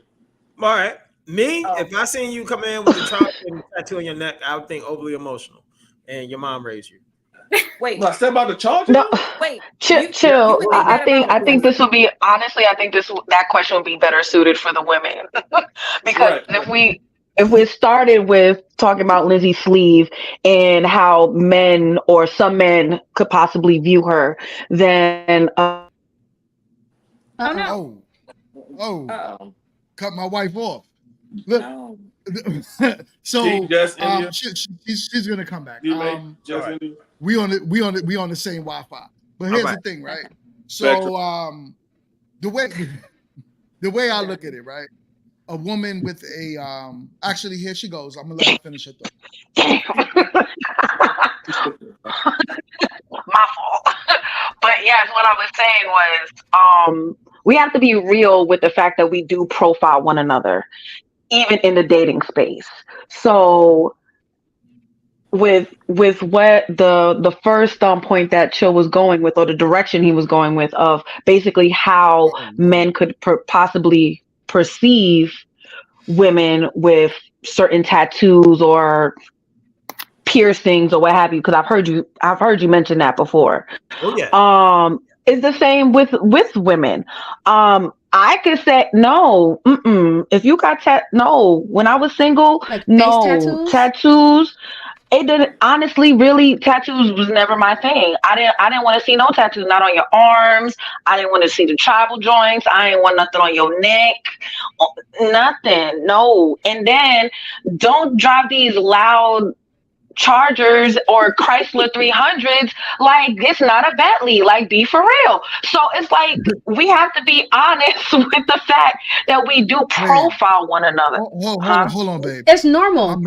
I'm not trying to get shot. You are on YouTube. We live in the South. There's a lot of chargers out here, and price of 300. I'll take it. I brought a charger. I'll take that. I'll take that shot. I'm not saying there's anything necessarily wrong with those vehicles. What I'm saying is that we cannot lie and say that we don't profile people with certain things. You're supposed that you see. I mean, So that's whether normal. it's something that you see on the outside, whether it's tattoos, piercings, etc., or a vehicle that you drive, because even some women get labeled with the cars that they drive. Oh, if you got a Honda, or if you got, a Toyota Camry, or etc., whatever it is, or a Mercedes-Benz coupe. You know what I'm saying? So it's like so many things we do profile one another. So we have to be honest with that. We got to be honest. They say that the Mercedes-Benz, the Mercedes-Benz is the woman's, the Mercedes-Benz E-Class is the I don't need a man's woman starter car. Right. Oh, yeah. Right. Put that out there. You got a 5-seat BMW. I cannot. Oh yeah, it definitely is. Shout out but to it is a thing. It is a thing. Yeah, no, but you have to have a level of that kind of helps weed out people when you really do that kind of stuff, and y'all don't get it with that. Like, let's say, okay, I don't want to date a gang member, right? And I see this guy dressed in all red with the bandana and everything. Mm-hmm. Am I gonna he approaches me? Am I going to talk to him? He may not be. But the thing is, sometimes first impressions are so important. First impressions are important. You have to consider that sometimes. They are, but I can even say, like, I was, I allow for a conversation to happen, I guess. Like, I might not end with, like, I'm going to go one way or another, whether that conversation is going to continue. But your neck tattoo isn't going to be a deterrent for me to at least allow for a conversation. Am I going to think something? Yes. But even before I had tattoos, people would approach me with that same type of thought and idea. Like, they've literally said it out loud. Like, I have a severe RBF. Like, if you don't know me, like, I have a major RBF. And I've had people be like, oh my gosh, I didn't think that, you're really cool. I didn't think that I would have that type of conversation with you. Like, you're funny, you're nice. Like, and I don't have an approachable face. So at the end of the day, like, it was pre and post tattoos that I had the same type of reaction from people. And I try to smile, but when I'm focused on something, I'm focused. My face doesn't show anything. So, but I do allow for a conversation to happen. Like, my tattoo artist, for example, like, he was like, people, don't give me the time. I was like, sir, you got your face tattooed. Like, I love you. You're a great person, but people aren't going to give you the same type of reaction had you left the tattoo off your face. Like, and he is a nice person. Would I date him? No. But would I remain friends with him? Absolutely, because he's a good person. That's my preference. Like, if you have it on your neck and you can cover it up, like, maybe you wear I'm okay with a guy in a turtleneck. Like, or you have a career where you can walk in and wear a nice shirt and it's not appalling, like, that's fine. But I'm not going to cut off that conversation just because you approach me with the neck tattoo. But again, is it, I don't know how to say it, Dion? Yeah, that's her preference, is people with no tattoos. So, like, people's character aren't determined by the tattoos they have. Oh, of course not. Yeah. So, and what's up, T? No, I was just waiting to read this comment. Then I was gonna make a comment about what she said as well. But yeah. Okay. So Queen Lala said, you need discernment when dating and vetting people, and it's okay to have boundaries and deal breakers. Most definitely. And I was gonna say, I agree that we do profile one another based on physical appearance, right? It's just reality. But at the same time, me personally, I mean, I have tattoos as well. And I love tattoos. I don't have a problem with someone with tattoos. Now, when it comes down to the facial stuff, for me, that's a bit OD. You know what I'm saying? That's past what I would want, right? I wouldn't personally date anyone with that. But also, like Lindsay said too, I look at a person's character now. Still going back to the face. I ain't doing that when it comes down to dating. So yeah, for sure. I'm looking at who a person is, right? Their character, their integrity, their values, their morals. More so things along those lines. You can have tats, baby. I got them. I love tattoos. So hey, Yeah, we're different talking strokes about for different initial. folks, baby. But I think We're that talking first, initial impressions, though. right, and I think in more of in a space of dating. So if romantically, if you see a dude on the street with face tattoos and he try to approach you like, "Hey, how you doing? How you doing, sis?" or whatever, can I talk to you? You already like, nah, because homeboy got the Takashi 6ix9ine tattoos on his face or the Lil Wayne tattoos on his face. You already like, no, but that's what we're talking about. It's not okay, well, I can appreciate tattoos. I do. It's just not my preference in a dating space for someone that has tattoos or excessive tattoos. Tattoos are beautiful. Tattoos is art. But would that make me say, oh, I think you have a bad character or you have no integrity or it just stops at the door. I don't want to know nothing about you. No, not necessarily. But dating, which is the confines that we're talking about. No. So you have your confines saying tattoos on the face, but if my confines is tattoos, period, neck, arms, or whatever, then it's ultimately the same thing. It's just different places. It's not a judge of character of the type of person you are. Me personally, I judge people regardless. So if I see you on the street and you got tattoos on your face, as a dude, don't come my way, period. If you came to me and tried to apply for my job, I am not going to hire you. I don't want you in my space. You could be the nicest character. You could be the nicest person. It don't matter. Why would you make those decisions? Because what you look like, it matters. It matters, not just in dating. It matters across the board. Yep. So if I have to deal with you, I'm going to need you to present yourself like a woman, like a lady. Now, to sit down and say, like Lindsay, you got your, you got your sleeve, right? Cool. Wasn't my thing when I was dating. I understand some men might be okay, but I guess what Chill is trying to say or was trying to say was how overall, not all men look at you like that, right? Of course, it's never all. But the majority of men, especially the more men that climb in higher places in their life, they tend to want a certain type of woman because it happens. And like I talk to a lot of men, and when you talk to them, some are completely fine with stuff like that.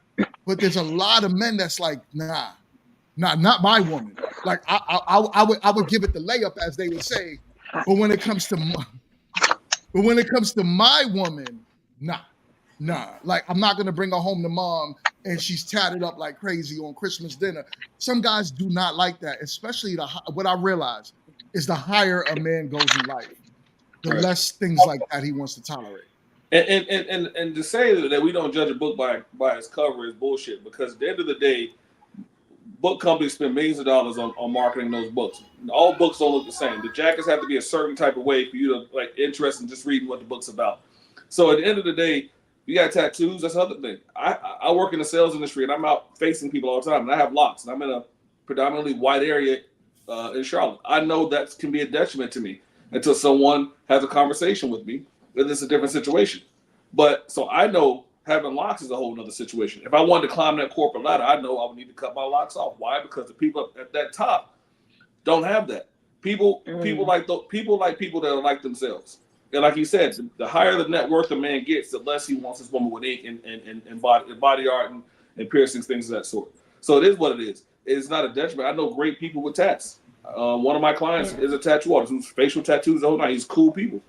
But I know before I met him and had a conversation with him, I'm like, oh, this is a whole nother situation. But he's a cool dude. So we do judge books by covers. Mm-hmm. There's a standard. There's always a standard. Like if you go to court, they're telling you tuck your shirts, whatever the situation is. Mm-hmm. If you're going to a gala, you can't come in jeans and a tube top. Like honestly, there are standards wherever you go. Yep. And you have to consider that whether you care for it or not. Be like, I don't wear dresses. Well, then you can't go to a gala. So, ladies, the reason why I spoke about the tattoo is before, I got interrupted. So, look, women, they know this. Women understand that when they are born with a clean slate, a clean canvas. That is your body. The reason why I trip off of tattoos is because tattoos, when a woman desecrates her body, tattoos, that is a sign of trauma. So, look, ladies, just ask yourself, when you got that tattoo, what was the biggest thing that happened in your life that really either hurt you, upset you, or whatever? That's a demon that you're gonna have to deal with. But that's usually what tattoos are tied to. And then a lot of people are too scared to admit it. Now, I don't know if it's healed or if it's unhealed, but that's exactly what tats are tied to for women. I don't know what it is for dudes. I mean, if you ask me today in 2024, a lot of dudes get tattoos and they is soft as hell. It's like they got the tattoos to try to cover up the fact that they soft. So I don't know. Maybe you're right. I know if a woman had a butterfly tattoo, she said she had some sort of metamorphosis in her life, and I'm gonna find out what that point is. I'm gonna infiltrate it, and she's just a layup. So at the end of the day, Oh my gosh, butterfly tattoos were what they were. He said infiltrate. Huh? He said. I literally can't. I feel like I created a monster. Like, you got a butterfly tattoo? He said, I need to know what this caterpillar is giving. So she went to a Christmas. So check it out, right? What I'm gonna do is I'm gonna drop the link, right? I'm going to allow someone in the, I'm gonna allow people to come in that's in our chat room right now to ask questions to the panel, right? There you go. So we've been having some real good topics, and I would like some input from the panel itself. So you do not have to be on camera if you're coming in from the chat. You could have your camera off, ask the questions. You're not going to stay on the whole panel. I'm going to have you come in, drop you to let someone come in, to let someone else come in if they want to. So, all right. dropping the link. But if you use T. Henley, you definitely want to be on camera. If you use T. Henley, you want to be on camera. Oh yeah. Oh yeah. If you on T. Henley, get on camera. Get on camera. I need to see your skin. Yeah. I need to make sure that you are properly moisturized. Goddamn right. It get quiet over there. You got tattoos in there? Actually none whatsoever. And I was just about to say, like, I agree with Dion and everybody and what they're saying about, like, well, I think it just boils down to your preferences. There's some non-negotiables, and do what makes you happy. But yeah, I think you have to really think about what the majority of men, well, from a woman's standpoint, what the majority of men are looking for and not looking for, and what majority of the men, like, what their non-negotiables might be. Well, I mean, it's all a tribute to where that man is heading in life. Ladies, y'all are not stupid to this thing. It's the game. If you see a man and he's very productive, that man walking with he got that Denzel walk, man. When you see him, he got that head up, his chest out. That man is productive as hell. Man, it's just certain things he ain't gonna mess with, man. It's just what it is. You got. He's talking about me, by the way. He's talking about me. There you go. I'm talking about GMT. It's just certain things he's just not gonna settle for because he doesn't have to. That man, he run the yard right now. He ain't got to accept the chick who's coming into his life and saying, "You got to take me as is." No, I don't. I get to pick whoever I want. And then you got the other dudes, the dudes who in the bargain bin. You know what I'm saying? Yeah. They have no choice but to take whatever is falling into their lap. And that's what it is. Y'all ladies know that to be true because y'all know them dudes are starving. Y'all know that y'all have them dudes out there ravenous right now. A little crumb drop in their lap, they're like, cookie. Them dudes are starving. It is crazy. We still love you, Lindsay. We still love you. What?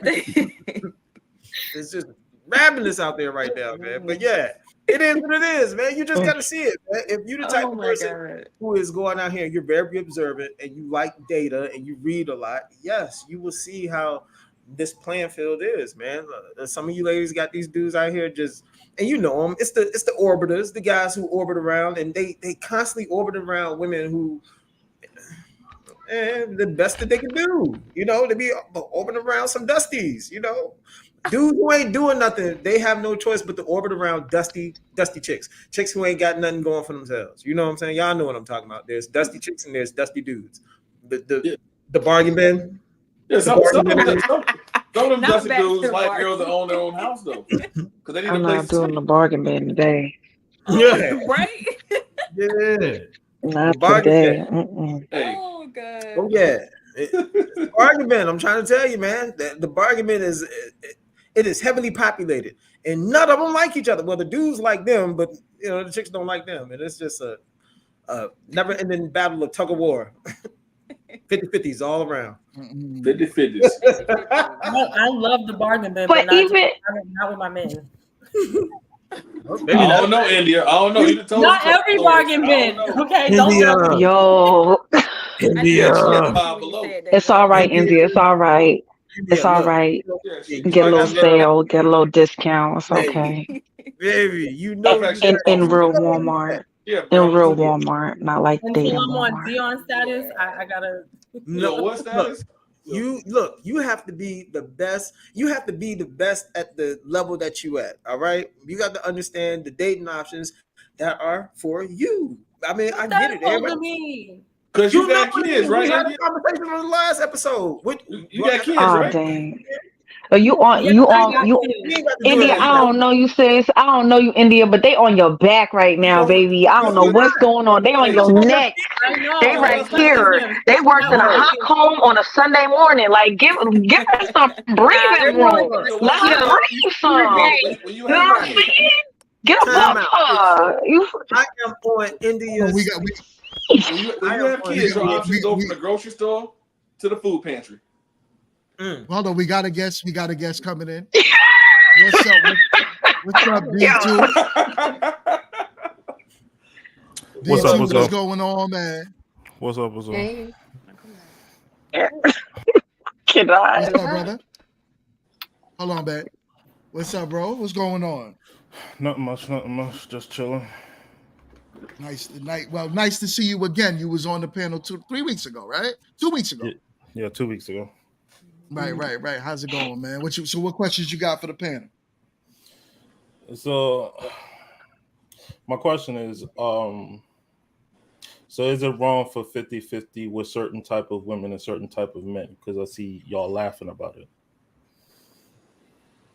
Saying that men are proposing these things. Y'all saying that men are proposing these things. So if a man meets a woman and she is a good woman, but she got 3 kids, 2 different baby daddies, you're saying that he's supposed to fully provide for that woman and her other little minions? Hell no. Whoa, we don't want to say minions now. So if he chooses to get into a relationship with her, you don't think it isn't her duty to provide for her kids? All right, I'll answer it. I'll be the first one to answer it. Well, the first thing I would say is to that gentleman who has those type of options for him. Yeah, you might want to work on yourself if your only options are single mothers with kids. You're not the guy. You're not the type of guy who's going to get anything other than 50-50. That's the only thing that guys like that get is the 50-50. That's not okay. Are we talking about a man with kids too? No, because in the black community, black women have more kids than black men. Yes. Wait, so it's unrealistic to see a single father then? Yes. Unrealistic. 46% of men have kids. So you're saying should a man? So what's your question again? What I'm saying is that if majority of black women have kids, we only have a limited time on this earth. We got to move on with life. If he meets a good woman, yeah, let's just say, but she has kids, because it's far more likely for a man to meet a woman with kids in 2024. Mm-hmm. Is it wrong for 50-50? Because it's kind of seeming like everybody's laughing at the situation. I mean, I don't know. Is there like a personal attachment to this? Are you in a 50-50 relationship or something? And this is like hitting close to home? I don't. No. You know what, bro? So No. I'm gonna say, I I'm don't gonna I say don't no. have kids. My wife don't have kids. So So what does what it is the matter? point? I'm asking a question because y'all are laughing about I'm gonna say a no. situation that Well, normally is average. I'm gonna say okay, no. so You gotta take care of them kids. Go ahead, babe. What you was gonna say? well, I think the parents of the children need to take care of the children. Right. So that's off top. It's not just the mother; it's the mother and whoever her baby, the That is. fathers of these children are.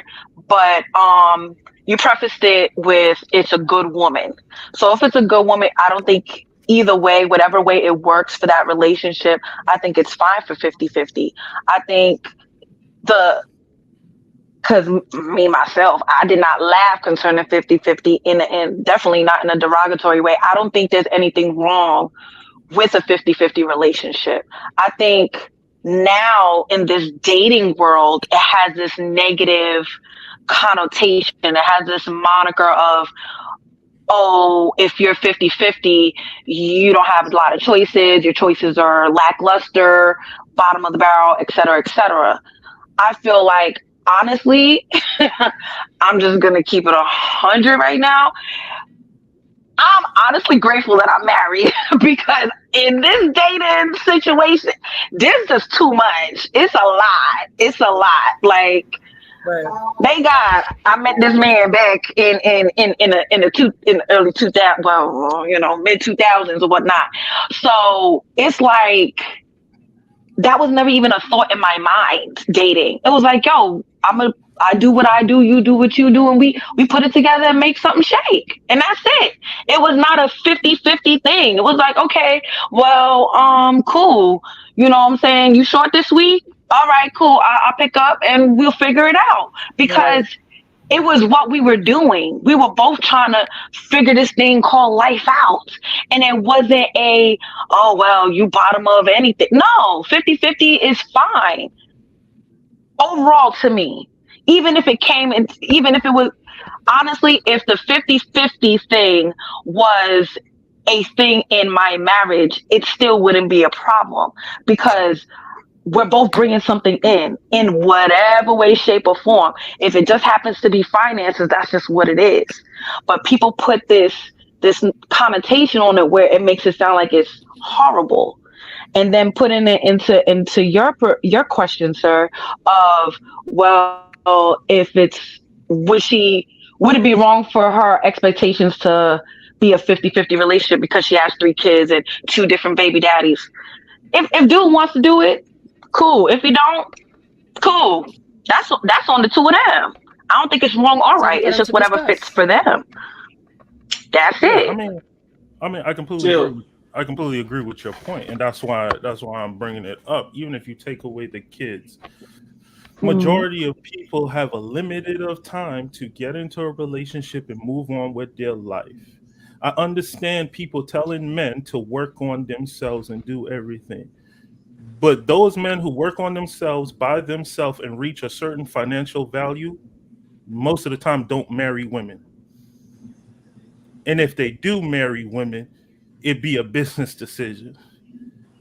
So if women are trying to get married earlier and they're trying to have longer relationships earlier, why is it that in the beginning of a relationship, it's a problem 50-50, especially if you have a kid? So chill. What I was gonna say to you is go ahead and get your boot camp together because I'm about to say some dusty stuff. Here Yeah, go ahead. I got the silence right now. So good. So if you're just starting out, then 50-50 is what it is. I've spoken to a few millionaires whose wives work, and it's not a 50-50 thing. It's a percentage thing. So if I make 400, you make 100, then there's a percentage of who pays what amount of bills. I pay a third of I pay three quarters of the bill. You pay 1/4 of the bill. So I've heard and seen things like that. But at the end of the day, I don't think anything's 50-50 because I may not cook 100% of the time. She may not cook 100% of the time. So at the end of the day, it's however that house. So I think it's very it's very pick for that couple how they want to make it work. Because at the end of the day, it doesn't matter. It's whatever makes your household happy, whatever makes your household run. So if your household's happy at 50-50 or 60-40 or 70-30, whatever it is, that's how the household should run. And so I don't have any issues with that. Now, if she comes with kids, that's a different situation. It's a whole nother situation you have to look at when it comes to is those fathers in their lives, are those fathers paying child support? How is that put into the situation? But I mean, I make good amount of money. Most of the girls I've dated make six figures as well. So at the end of the day, we make X amount of dollars together as opposed to me paying all the bills at $100,000 and she gets to keep her $100,000 to her pocket. So at the end of the day, it is what it is. So however your household runs, it makes it happy. So your household runs, it makes it happy. Mm-hmm. So D2. Oh, go ahead. Go ahead, brother. Go ahead. I was just gonna say, y'all all know what I've always been saying when it comes to relationships and marriage and all of that stuff. Look, the man, it better suits the man to have the leverage, and if you don't have the leverage, then you understand what's going to happen. I've always told guys this: deal with the situation where you have the leverage on your side. So the thing with the 50-50 relationship is, I mean, truth be told, like with the 50-50, how do you utilize leverage if y'all equals? We're not equal. I walk around the BDE. Yeah, no, y'all are equals because if you're in a 50-50 relationship, she is going to view you as her equal. That's never had anyone in a relationship that viewed me that way. Okay. They ain't gonna tell you that. Women don't communicate that way. They ain't gonna be like, it's either my way or we keep it moving. Okay. Right. D-Man, you there? Oh. What she say? I have an issue. There's a comment down there. D-May on a quick break. She's on a commercial break. So with that, go ahead. Because I'm going to say something. All right. She says, I have an issue with a prolonged 50-50. If you get into a relationship with the intentions of one day retiring the wife and being a full provider, then that's fine. But not the woman working forever. I completely agree with that, but that depends on the type of value that woman has. But if you have a child, I'm sorry, that isn't going to work for most men. So my question is, while I'm at work, let's say all the kids are gone, the kids are graduated, right? They're in school. They graduated college. Yeah. So what are you doing at home? While I'm at work busting my ass for 60, 70, 80 hours a week. Because I have a housekeeper. I have somebody come and cook. So what are you doing at the house? There's a reason why housewives are one of the top 5 professions that cheat on their men. Queen Lala, feel free to come in. You don't have to go on camera, but you can come in and ask questions. I would love to hear your thoughts on this as well. All right.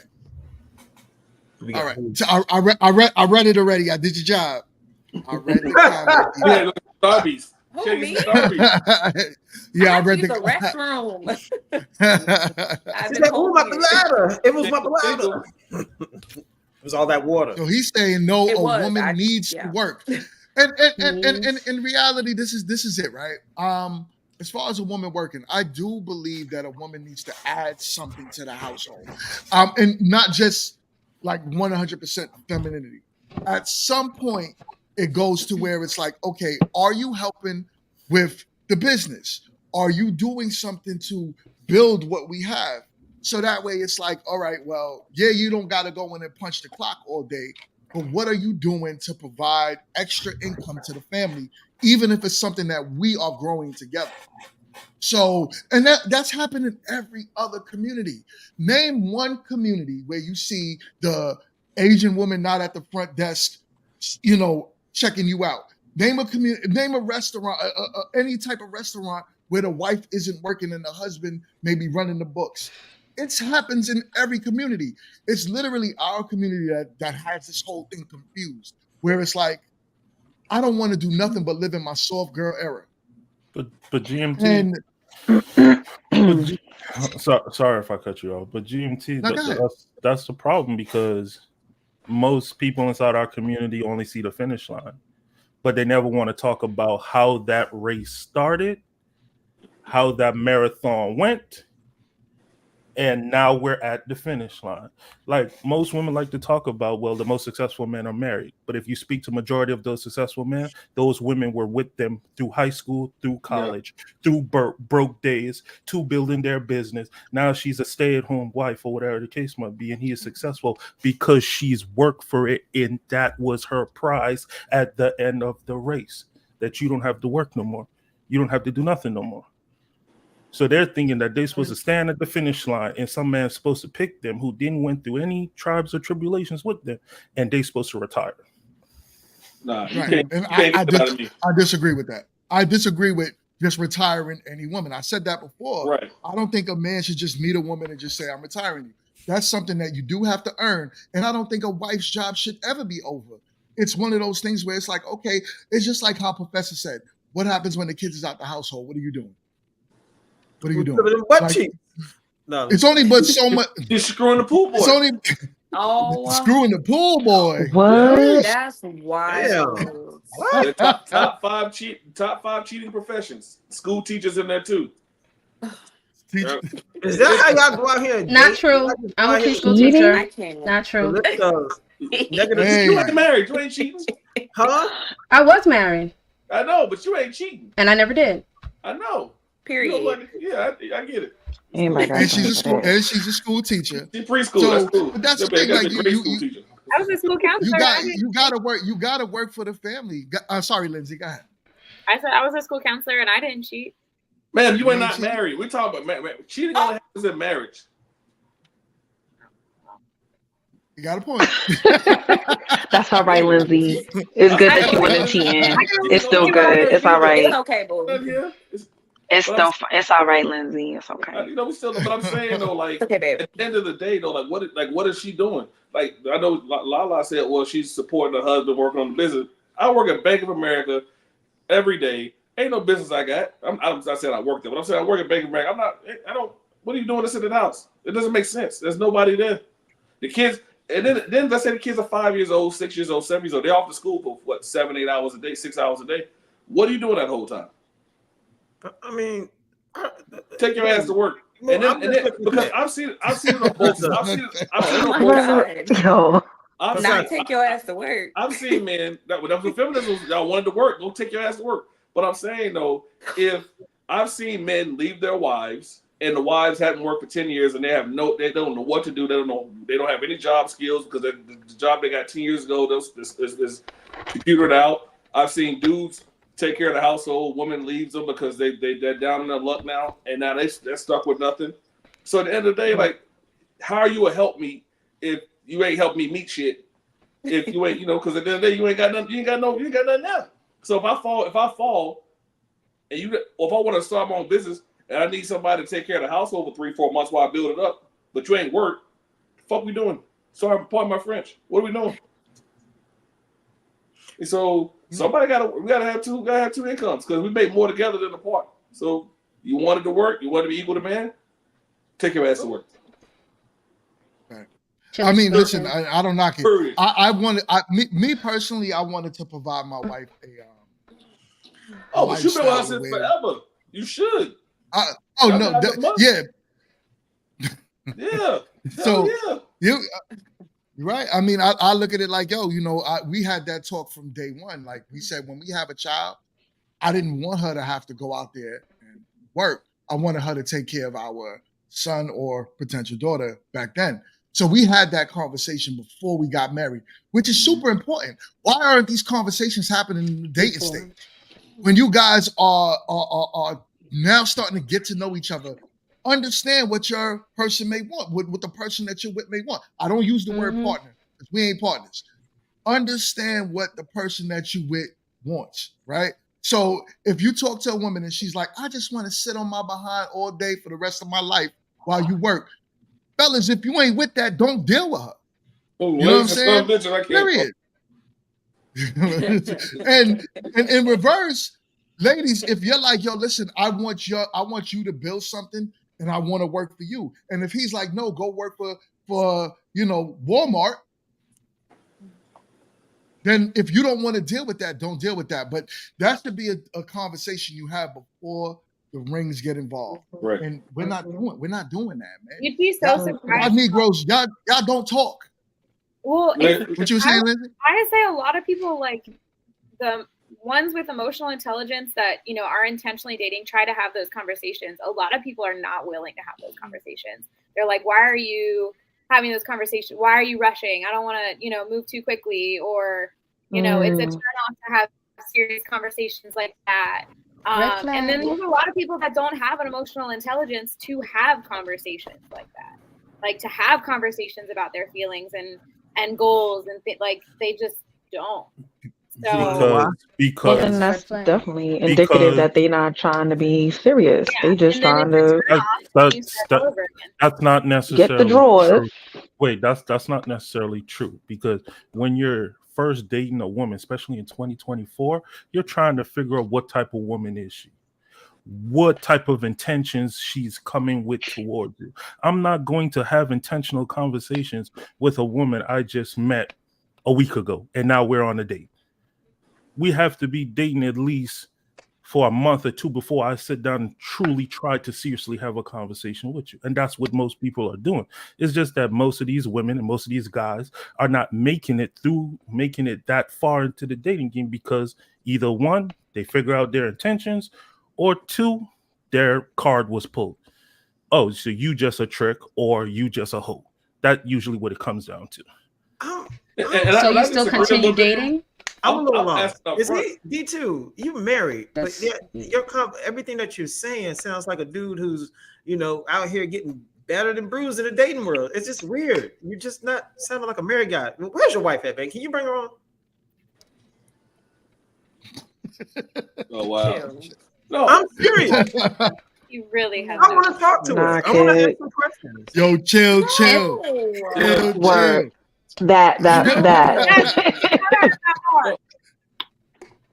Hey. First of all, D2, real quick to D2. First of all, if you're dating someone and you have good intentions, you have to lay it out as soon as possible.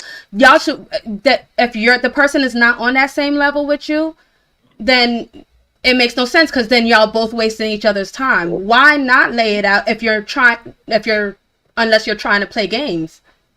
Yeah. That's the first thing. I don't think you're not listening to what I'm saying.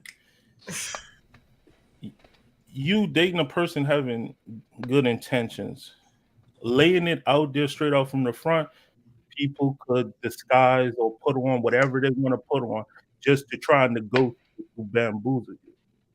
I'm saying I have to figure out what your intentions is first before I state what it is that I am trying to do with this relationship. If I do not want to proceed, like if I'm dating you and I realize this woman isn't the type of person I want to be in a relationship in any way, shape, or form, it's done at that point. How do you know that without asking questions, though? Right. I'm saying this is weird. When you're like dating, you ask questions, and as you converse, you're like, oh, you heard something. Conversations we have or whatever. Okay.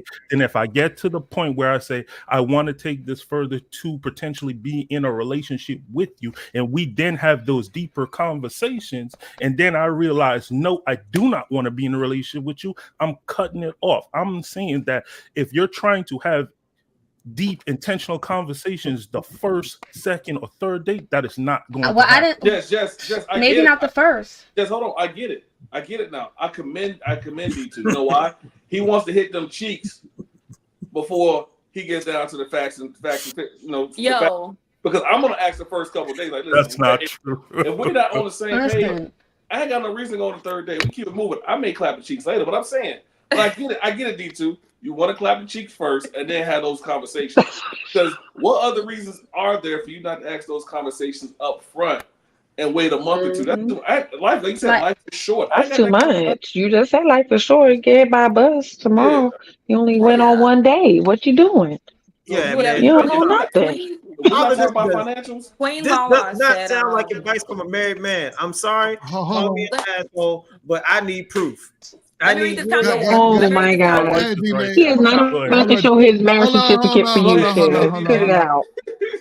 D-May, go ahead and read the comment. Okay, They so go Queen really Lala go said, get no, I married. disagree Yeah, go with ahead. that. You ask the questions, and if their answers don't match their actions, then have your answer. Yeah, Yeah, if you ask that's the Yeah, it. question, I agree. Simple. Lala's in a good We place make it right too now. Yeah. hard. She talking sense. Two But I'm plus two saying equal though, four. I'm just saying. if you have those conversations and they're not on the same page, they keep it moving. That's how you vet them out. Exactly. Exactly. That's Like, wouldn't you exactly want what to vetting know is. that if you want a child and that person don't want a child, you ask, and that's an important question. That's not something to take lightly. So You you shouldn't ask wait them, too oh, so much. do you want kids? And if the person say, nah, I don't want kids, and you know you do, then that's an automatic, okay, so I don't think this is gonna work out. Okay, no second date. On to the I'm trying to next. speed the earth. Beat your feet. Wasting each other's time. Why? And then here's the thing too, right? It really depends on what your intentions on dating. If you're like, yo, I'm dating because I'm courting because I want to get married, 100% those questions need to get out the way ASAP. Now, if you're like, yo, listen, my whole intentions is I'm just trying to meet you, I'm trying to clap and call it a day to lay up at, Trying to get. then 100% like 100% like you don't need to ask Get those some questions. wings from But Applebee's. I do believe that the man needs to make those intentions known from the get-go. Listen, I am not interested in a relationship. What's up?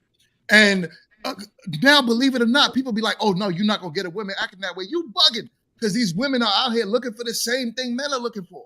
So what's wrong with just being honest from the get-go?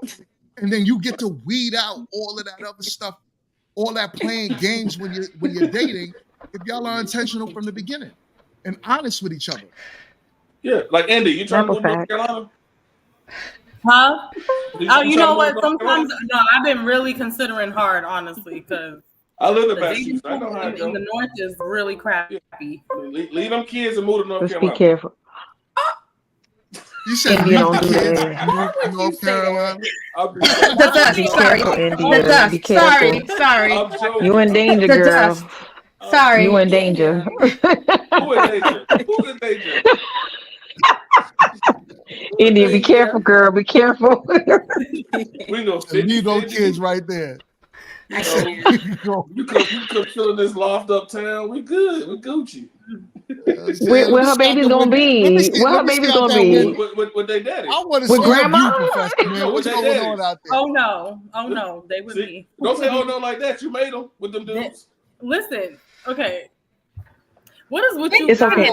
India. What'd you say? Trying to like, it's not the guys. Look, I'm gonna be honest. it's like y'all want to date single mothers or talk to single mothers, like, and try to disconnect them from the kids subconsciously, like India. We know you got kids. Look, you know what kind of dudes that is, all right? And I've been saying this. Bargain bin. Man. Look, I'm gonna be honest, man. It's a bunch of, and you'll see them. And I'm not saying anybody on this panel, all right? We are family, but it's a bunch of sorry, sad sack of dudes out here who ain't got no goddamn options. Right. And chicks who got kids look like an easy layup for them because where the fuck they gonna go? They gotta shop, they gotta eat. A dog gotta hunt. The First thing that looked like an easy target, and usually chicks who got kids is an easy target. That's what it is. You see them dudes, they literally linger around some of the most treacherous, some of the most scallywag looking ragamuffin chicks that's out here, man. It's the scallywag. I haven't heard scallywag in a hot minute. I know you was born in the 80s. I'm done. Now, they don't care. They don't care. And then a lot of them, man, and you got some well-dressed pookies and dusties out here, man, who, you know, they make a little money. They like at 50, 60, 70,000, but they pookies. And so they only go where their options at. Because you know what it is. So, come on, India. Would you date a single mom? Hell no. With 2 baby daddies? No. Now with 3, 4, 1, 7, So 8. So this is my question because this is the part that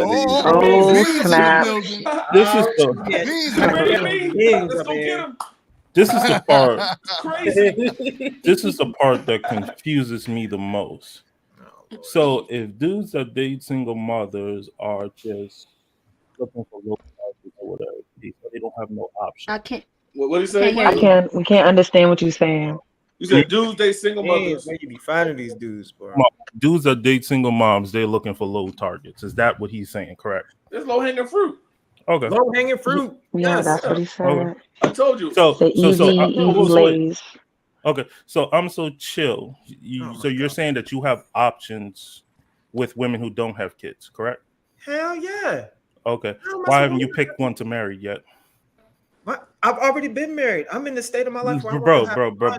It isn't about Ben. Hold on. It isn't about Before you Ben. start trying to talk over somebody with your overly emotional self, let me finish answering your question before you start crying.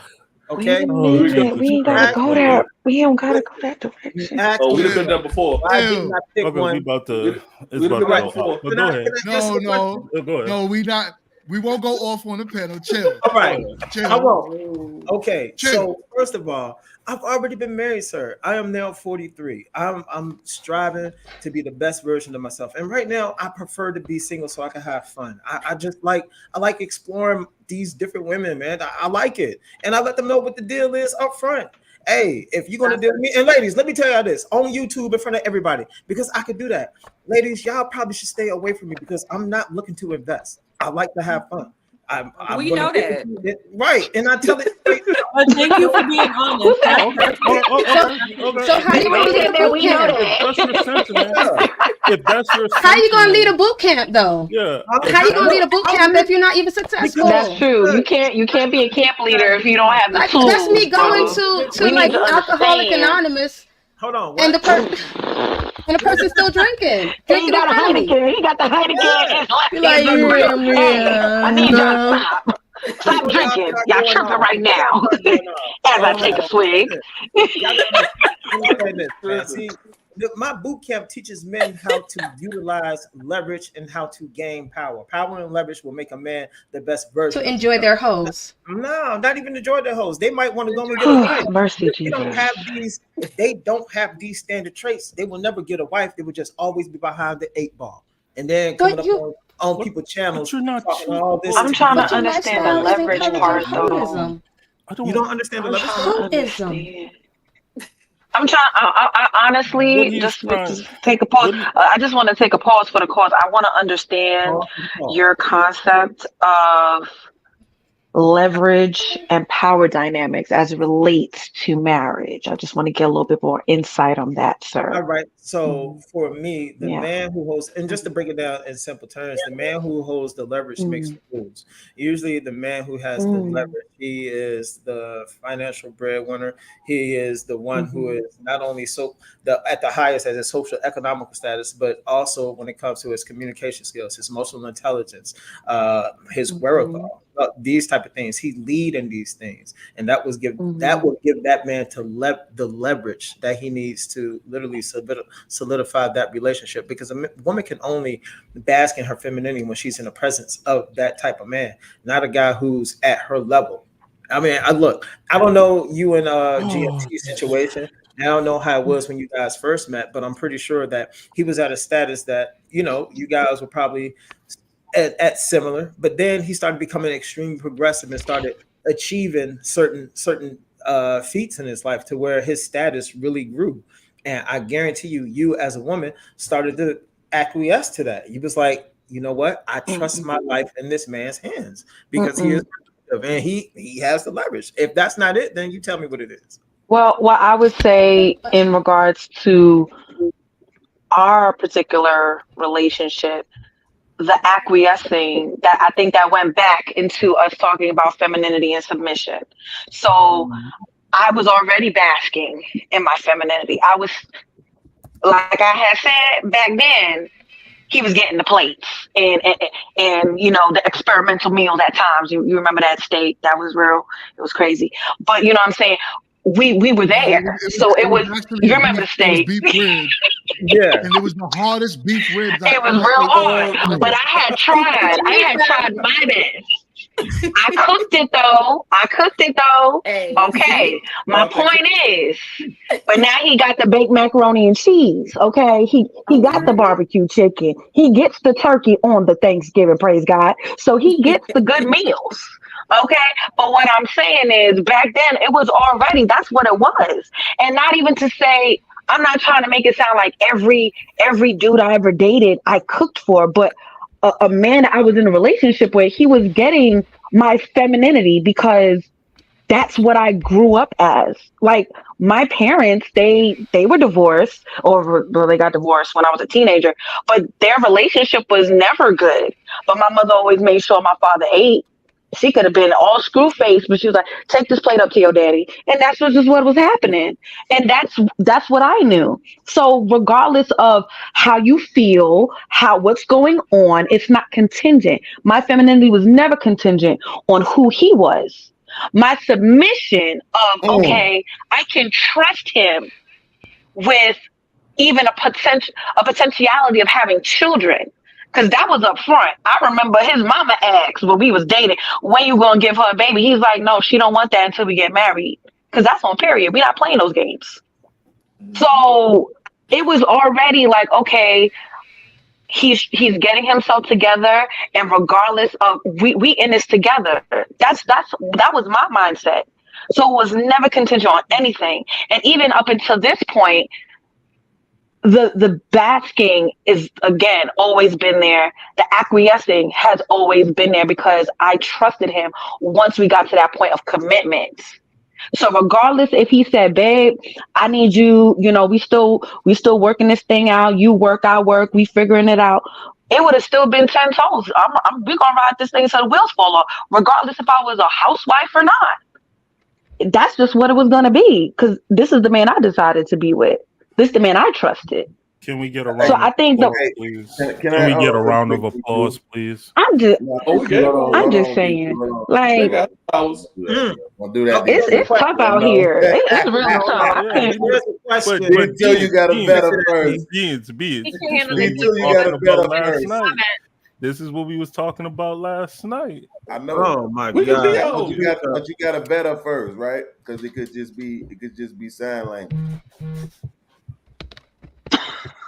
I will say, man, ladies, y'all watch out for the manosphere and red pill dude. They're not saying all of them, but a lot of them have turned into incels and they don't like women. You have to be careful. And they should listen to you. That's real. Who wants to run around the community and fuck women left and right without making any commitments or building anyone.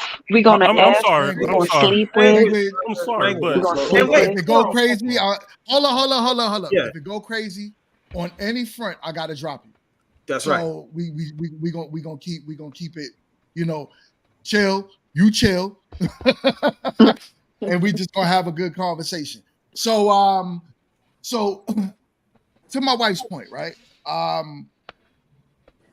She was definitely feminine when I met her, and which was why I chose her. Right? We had those questions. And we had those questions very early on in our dating phase. It wasn't like it was on some like, yo, we gonna date like 5 months and I'm gonna start getting to the hard questions. Not saying that's what you were saying, D2, but that's not how it went. And we've been married now for what? We on our 8th year now? 8 years, yeah. Congratulations. And so, and we've been together for 14 years total. And when you look at that, it's a lot of work that was in that, but it was a lot of communicating before that. And that's what I was saying. Like, we missing that communication between the man and the woman. That part. We just trying to date. And Negroes is not dating intentionally. We're out here literally just on some like, yo, I'm dating because I'm trying to clap the easy layup, right? And then on top of the layups, we dating just, and the women, I don't know what women are dating for. Like, because it don't feel like women are dating to get married anymore. This is what I hear. I'm not in the dating world. So any woman or even like the fellas that's dating, what's going on? Because I don't feel like women are dating intentional anymore either. So it's going both ways. They're not, GMT. And that, man, first of all, what up, y'all? They're not. Nobody is, right? But I think that the problem is that women set the dating market. So, this pretentious thing, like, it's somehow on the men, it's just goofy at best. But truth be told, first thing I want to say is to Chill. I want to respond to what Chill said. So this idea, right, of only like Pookies and Ray Rays or whatever is the ones who want single mom. Hell yeah. Listen, you may be more accurate in 2024, and it's based on more manosphere, red pill, I'm so chill type rhetoric, No. right? So because this wasn't always the case, and that's again, this ties into what GMT was just asking. The dating market is the reason why it's that way, because all women at this point, and I'm being hyperbolic intentionally by saying all women want the best man ever. They all want the king. When it used to be a time where the majority of women despised the king because they understood what came along with that. They didn't want to be his concubine, right? They didn't want to be his main, right? The majority of women wanted to be the only. But we live in a generation where the women were literally celebrating being a side piece, right? Did they not say they would rather cry in the Benz? Right? Who's that song? What's that? Money Long. That's your man is my man. Right. Who's wrong with that? If he was your man, he wasn't last night. My brother Beans, my dear brother Noomsy. Can I ask you a question, brother? No, you're gonna wait till I finish. No, I need to ask you a question. Since we only got 7 minutes left, you know GMT is lazy. That's your fault. It's like, he only streamed for an hour and a half. So look, because I know you like to you man, you be getting into your conversations, man. You just go with it. But I gotta ask you, why is it? Do you think that how you said it in the last stream, one of the streams we had, that baby mama, single mothers, and the H word is you love them? Why is it you think that those are your options? Why do you think it is that you choose them? It's not that I think that those are my options. Why do you choose them? Why do you choose the question? So allow me to respond to it. All right. It's not that I think that they're my options, even though honestly, right now at 46-year-old as a struggling YouTuber, they probably are. But it's not like I can't get a chick that don't got no kids. Right? But the way that the chicks who don't have kids move, why would I want them? Right? Unfortunately, we live in a generation where a lot of times being a single mom is the only thing that can humble women. And that's the thing that you're looking for. See, you're trying to make it about the man being a bum or this or that. And that's why he's going after the single mom. No, it's just he wants a woman that understands the real value of a man. And unfortunately, we live in a generation where most women don't get that unless they got some kids to humble their asses down. Because they titties ain't failed a little bit. No. I'm just saying. Right? Because they ain't got the baby mama arms yet. Right? If that was the case, they case, still thinking that, oh yeah, no matter what, I know I'm gonna get, my Jeff Bezos. Nah. But then after a while, I just watched the video last night where the woman was crying. It's so hard. I got 2 kids in my life. I want to be somebody's wife, and it's so hard. Right? That's what it does to them. Now show me the single chick that's as attractive as, say, in India. Hey, boo. Hey, that's your husband. Your internet husband. Pause with the head tilt. But chill. But show me the woman that's as attractive as India without the kids, right? That's humble. I can't. He can't. Wow, that's crazy. Yeah, is this in 2024? Somewhere where it's 4 black people. Nobody cares about your area. I'm sorry. There are plenty of black people around here in New Hampshire and Massachusetts, especially in Plymouth. Plymouth is a big stomping ground for my beautiful black women. Yeah, Plymouth. Right. So when a lot of black people out there. So wait a minute. So when I do my So chill. When I do my Googles right now and I look up the marriage rates, they're gonna be through the roof, right? Through the roof. Wait, not Massachusetts. I don't know. They sure not. Right, exactly. Exactly. Oh, hold on. All right. So Beans, brother, I see what's going on, man. Well, Massachusetts. Do not look up Massachusetts. It's embarrassing. Ain't nothing baby mamas in Massachusetts. Everybody, stop it. Look, Bean, I hope when you come over here that you and I can have real life conversations because, brother, I understand exactly where you at. You are hurt, my man. And I think you have been eaten from far too many plates, from far too many different people who have way too many different personalities. And now you yourself you are giving up on yourself. You're giving up any sort of hope of becoming a better version of yourself so you can attract a different type of women.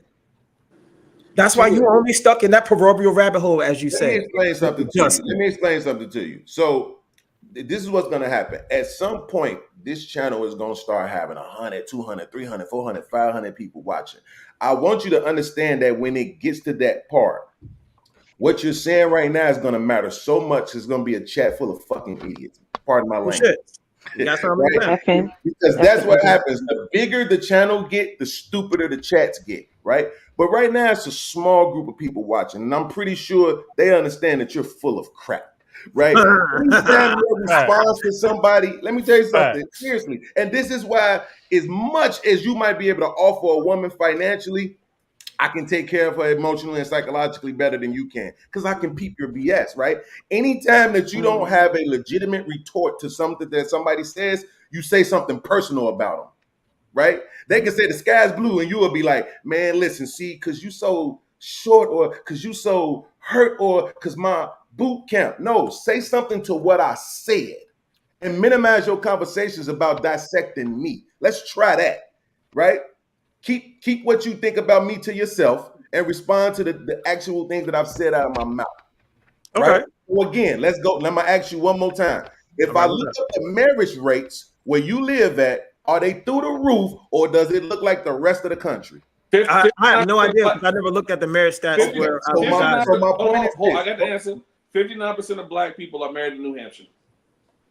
59% of black people are married in New Hampshire? It ain't up to 4 of them, but see, 59% of black people in New Hampshire. Thank you for adding the context. Because you know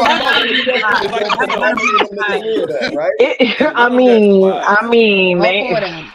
So great. Thank you for adding context, Professor, because you know my follow-up question was going to be how many of them niggas live there. Because this is what I'm saying to you. At the end of the day, my dad, who's on my arm, was my stepdad. That man was a whole firefighter, 6'1". He was what all the women loved in the 80s. But my mama was fine. And that's what mattered. And he didn't take on the responsibility to me because he couldn't get another woman. Right? He took on the responsibility to me because he wanted my mama, and she was fine, and he was a good man in general. Period, point blank. But now, Savannah. Now it's hold on. Dating market has changed, right? The women in the dating market now do not actually value men. And the men now, because they have manosphere red pill content, even at younger ages, they are privy to this content now, and they understand what. Whereas I was hitting, we were fed. Wow, you're breaking up. You're breaking up. You're breaking up, brother. You're breaking up, brother. Yeah, man. And Beans, just real quick, there's only 21,000 black people in New Hampshire, 1.59%. So yeah, I was right. 10 people. It's a lot of. So 11,000 of them was married. Hold on. Do I sound better now? Yeah, I can hear you better. You sound very choppy for a minute there. See, if you and India got together, y'all would have better internet. That's that Puerto Rican internet. You was about to ask me a question about when I was born, correct? No, not when you were born. I was asking you about your dad. I was like, how old were you when your stepdad came in your life? About 6 months. All right, about wow. 6. I mean, congrats. That was about the age of, you know what I'm saying, my stepson when I went in his life. But what I was going to say is, how do you know the dynamics between your mom and your stepfather? You know what I'm saying? Your relationship between them two is just that. You're the child, sir. You're the child. You have no idea what the dynamic was between them, because that's not your place. And then you internalize that as a child, and you grow up into this big ass adult, and then you start throwing that stuff out there as a form of a retort to literally what I'm saying. Like, no, so chill, think about something. Look what you just said, right? You said I was the child, right? Yeah. Am I the child now? I mean, are you asking me? No, see, that's the benefit of hindsight, right? See, that's what I'm saying, right? See, I can understand what was going on then. This is what we do, right? When we review history, right? And we understand what was going on then when we didn't at that time, right? So why are you still making the same mistakes then? What do you mean?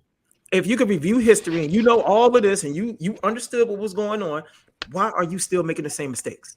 What mistakes?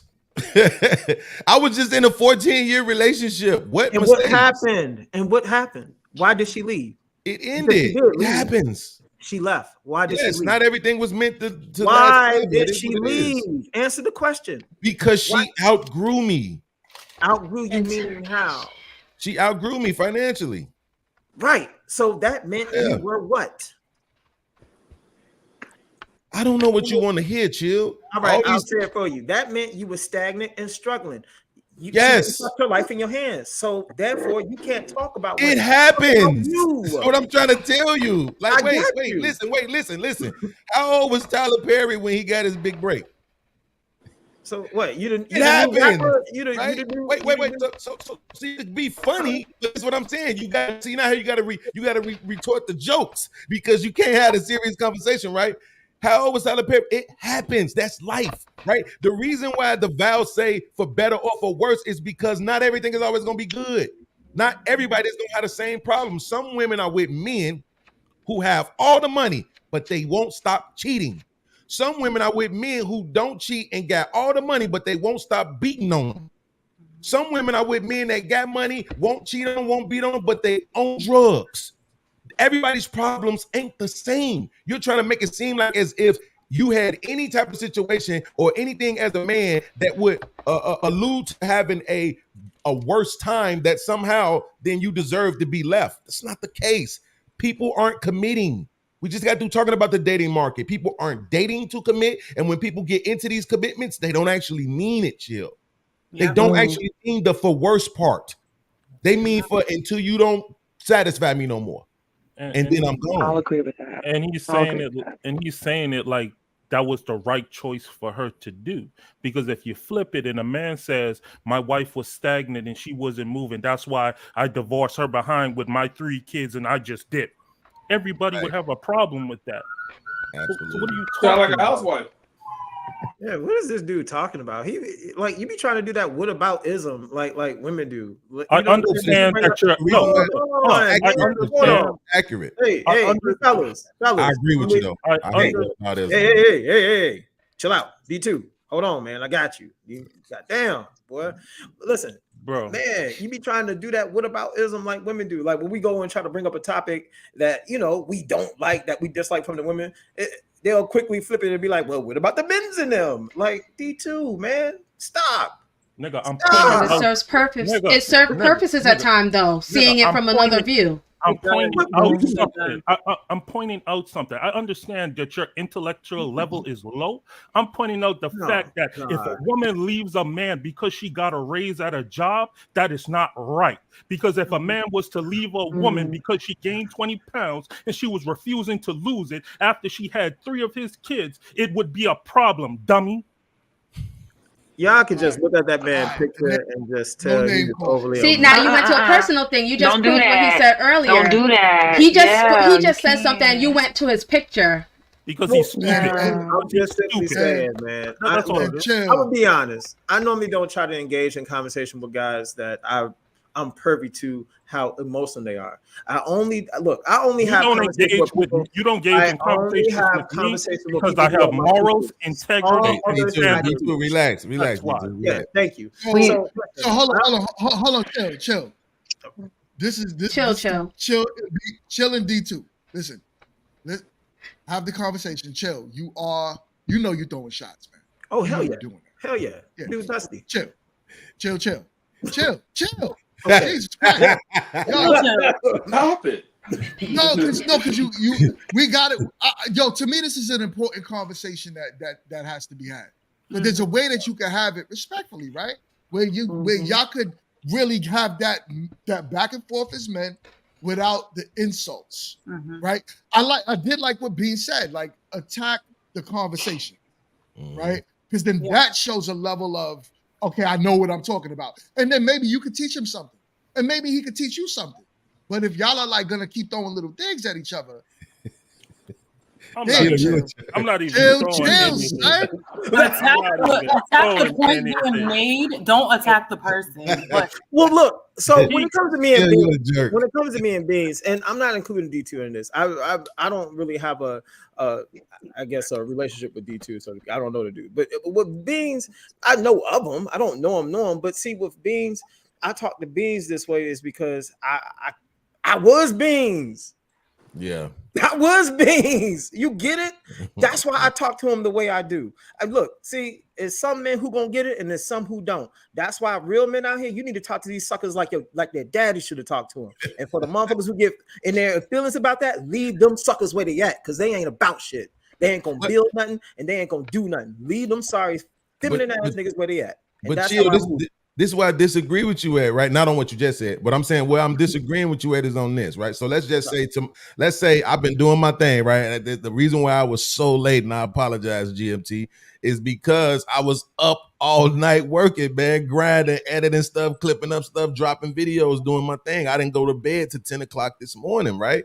Mm-hmm. So, but what I'm saying is, let's just say I'm grinding, and then all of a sudden I get a phone call from YouTube, and it's, it's an affiliate program. It's this, it's that. All of a sudden, my videos take off, and I hit, let's just say 6 figures to make it rational, right? I hit the 6-figure mark. I'm doing 10 bands a month. That is not going to stop me from being in love with India.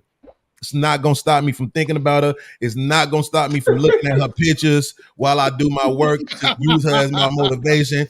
It's not going to stop me from wanting to toss her kids in the air like, wee, you know what I'm saying? While she at school getting her RN license. Like, that's not going to stop me from wanting her just because I make 6 figures now, because it's the woman, and I'm not necessarily going to duck the responsibility of children because I make 6 figures. I do understand that there's a demographic of men who are going to say, and I agree that there's a demographic of men who ought not deal with single mothers, right? I agree. The younger cats coming up, yeah, man, don't put that pressure on yourself, right? Get yourself to where you need to be and do your thing, right? If you are older cat, you ain't even got the energy to be dealing with no kids, absolutely, do your thing, go mess around with whores. But at the end of the day, I'm saying the money itself is not going to deter a man who has an affinity for a certain kind of woman and likes kids. Just make this amount of money. That's a public service announcement for all the women. Beans love single mothers. He does. So send your applications, your resumes to GMT. It's not just single moms. He loves India, right? Yeah. Oh, he's So, love India. right. They got together. They're gonna have great internet. And look, I tell you, they have great I don't know internet. India. I'm a single woman with kids. And her kid say no, all kinds of stuff. Her kid talk. Her kid in school. All right. Yeah, we like that. Now look, let me touch on that, Beans. All right, Beans, I feel you. Beans, I would concur. All right, but I would caution this. I would say, yeah, there are dudes in that lane who, don't mind that. There's a bunch of well-paid, celebrities, athletes who got, what I'm saying, alpha money, but they got simp brains. Look at that young boy who's hold on. Russell Wilson. Look, Russell Wilson, one of them. Alpha Jalen money, Green. simp brain. Yep, Jalen Green. Look, man, homegirl got a kid his age, man. Right. Come on. Women know it's easy to get a baby in a ring from a Pookie and a Dusty. They don't know how to protect what they got. So, but if it was vice look at the example you use. It doesn't matter. I gave you an example. I gave you an example of men who have money. And then we go back to you. I know, but you said a kid his age. Like, that's some, I don't know what that is. Drea Mitchell, she has a son that's like in his 20s. And right, I'm saying that's an extreme example. I'm just saying. I dated a woman like that. I was 26, she was 45. I get it. And her son was 19. And the first thing she said to me was, "You're not gonna be my dad. First of all, you white. And second of all, you 19. He was gonna knock you out, Professor. There they go. I said she was, that's what I told her. Okay, you a colonizer. I'm sorry. All right. Professor, tell the truth. Oh my You was God. there though, getting Right, Don't do colonized. that. All What you right. say? What you now say? look, What you say, Chill? I said, but you was there getting colonized. But Oh, look, no. I was she Exactly. probably thinking had about you being doing in every some room in butt that breaking house, sir. stuff and all kinds of stuff, That's man. what we gonna call it Look, from I now was on. staking my claim tell in the truth. every room of that house. Tell the truth. Why was it that you chose that older woman at that age? Oh, because I needed a place to stay. All right, cool. See, look, when they telling the And truth, she man. supplied Dust. all my Dust. needs according to her. Yes. Bro, it's dust, boy.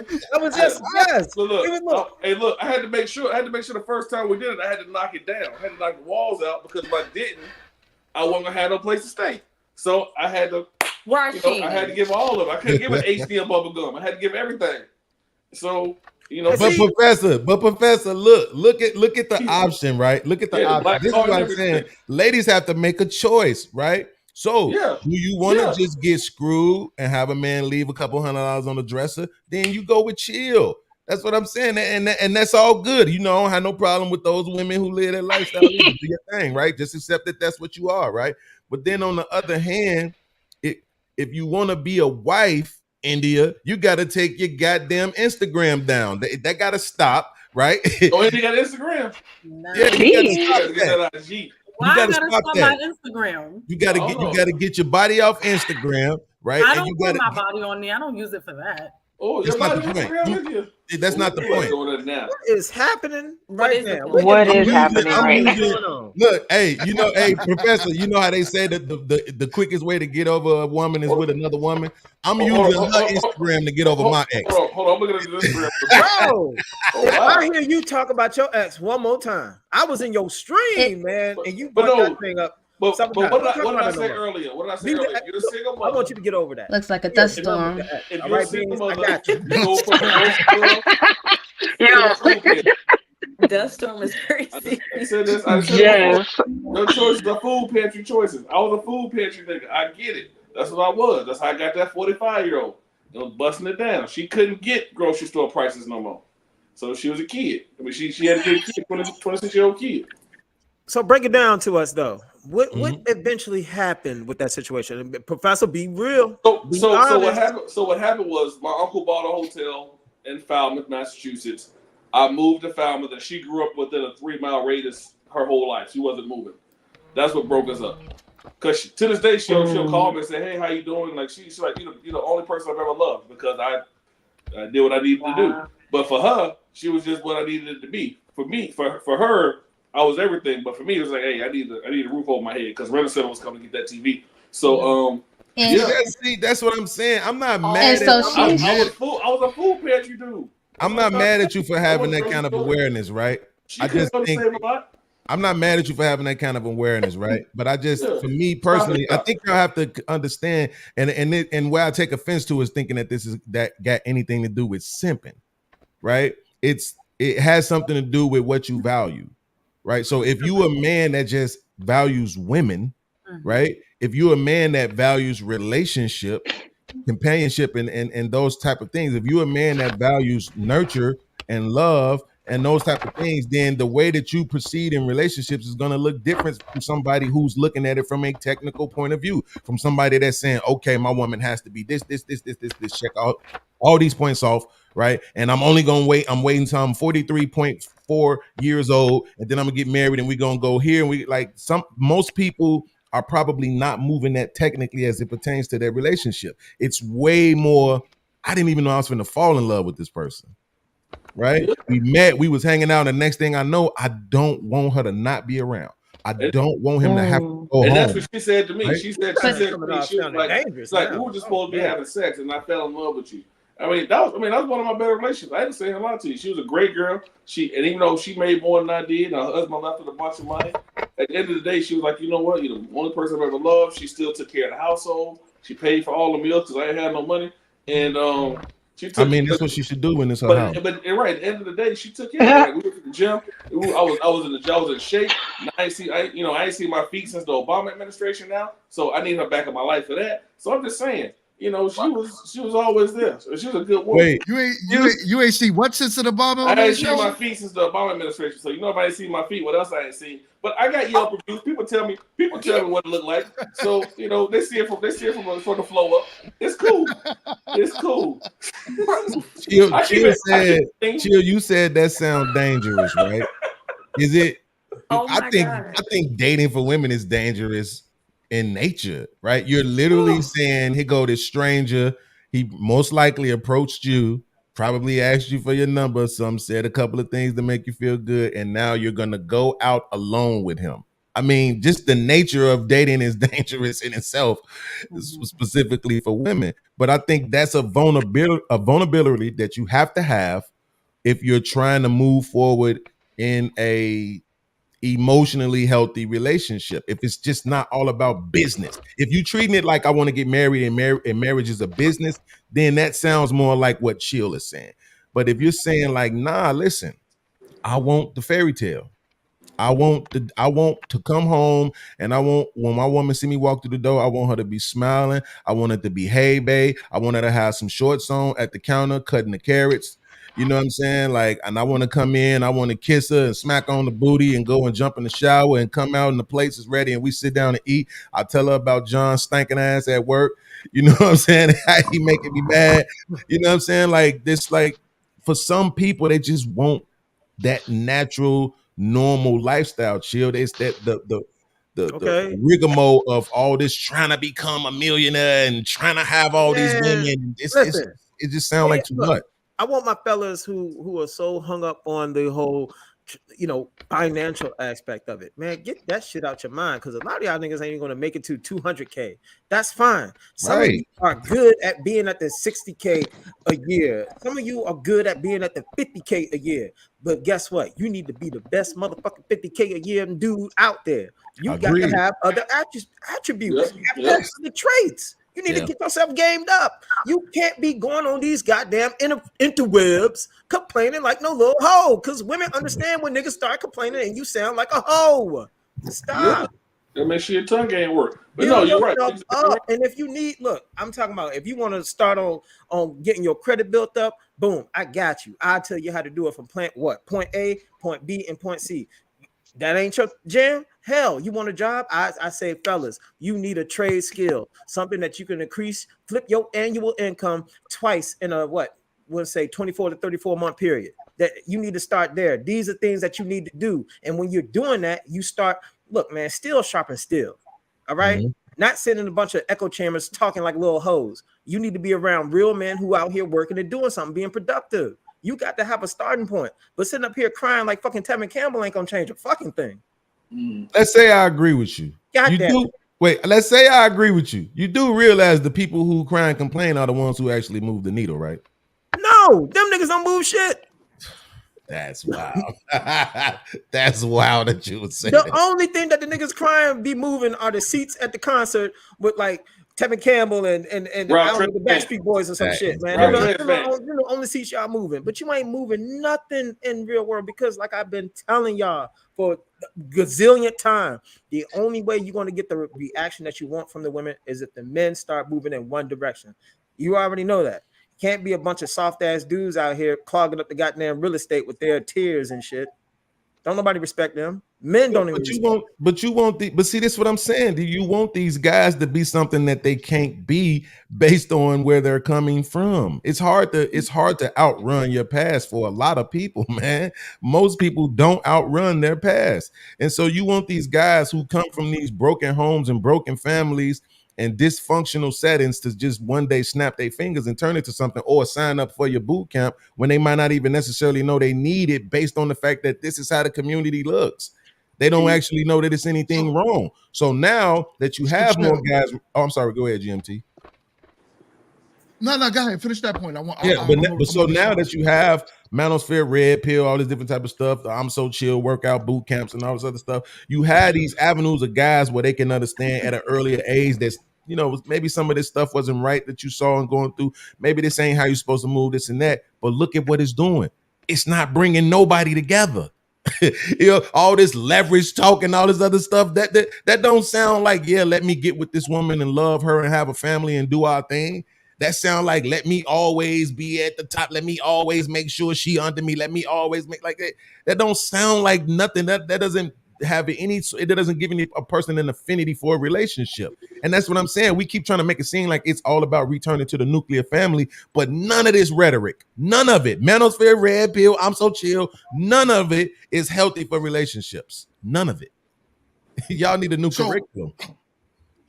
So I do think there's a few ways to look at that, right? Mm-hmm. What you're saying has a point to it, because not every man, it'll be impossible to say every man out there could be the best version of themselves, right? Some men are meant to be bums. It is what it is. Yeah. They're gonna be homeless, they're gonna be on the street, and that's what they know, that's who they are. No matter how much you talk to them, they're just gonna always say, I'm a bum. Fine, that's cool.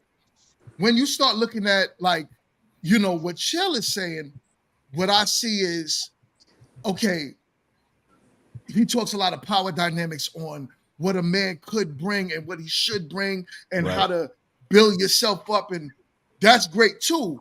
What that could do is also help move the needle, because it's almost like one thing where it's like someone's going to listen to it. Someone's going to sit there and say, you know what? I get it. And I'm not going to sit there and say I wasn't that guy, right? I wasn't always who I am. It took men to say, yo, listen, you need to do better.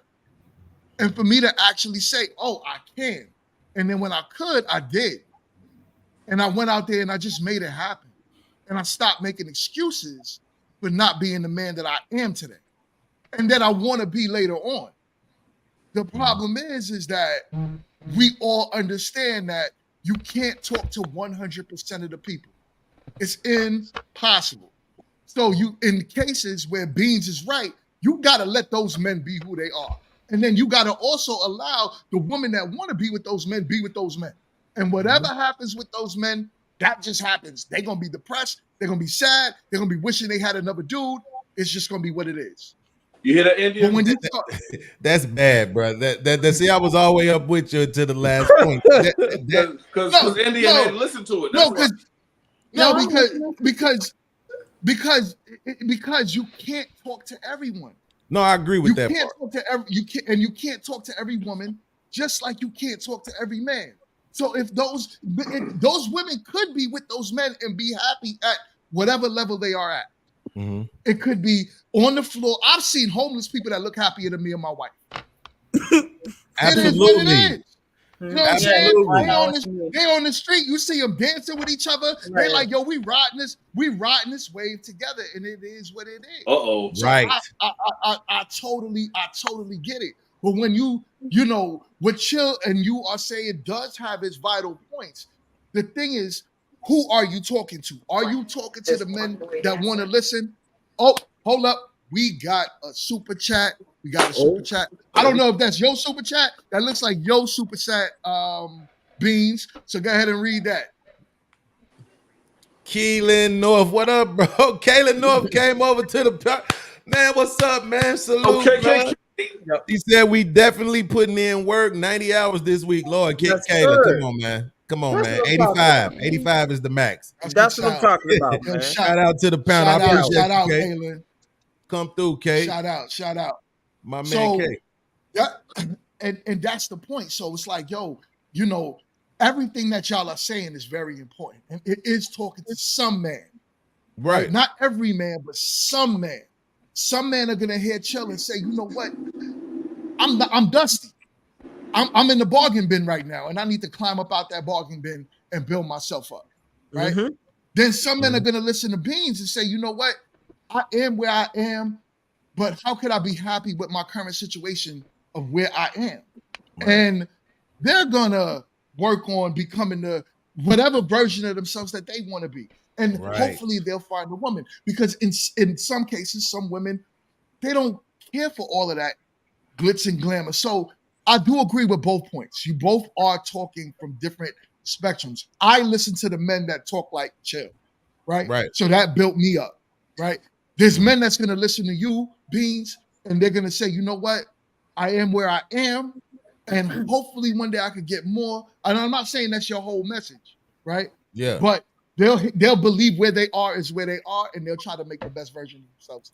Yeah, because I'm gonna land my plane. Because my message genuinely, oh my God, my bad. I got the thing set up to read super chats. That's what that is. No, that noise if you can hear it. But this the thing. So my message is really this. My message is for the women, really, right? Is that you have to be able to accept what you qualify for, right? Where you are in life right now.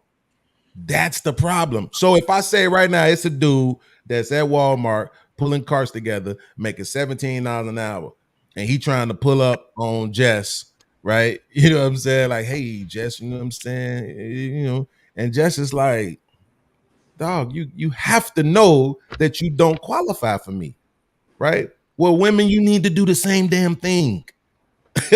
You need to understand what you don't qualify for as well. And it's and the thing about it is a woman is supposed to be a man's muse.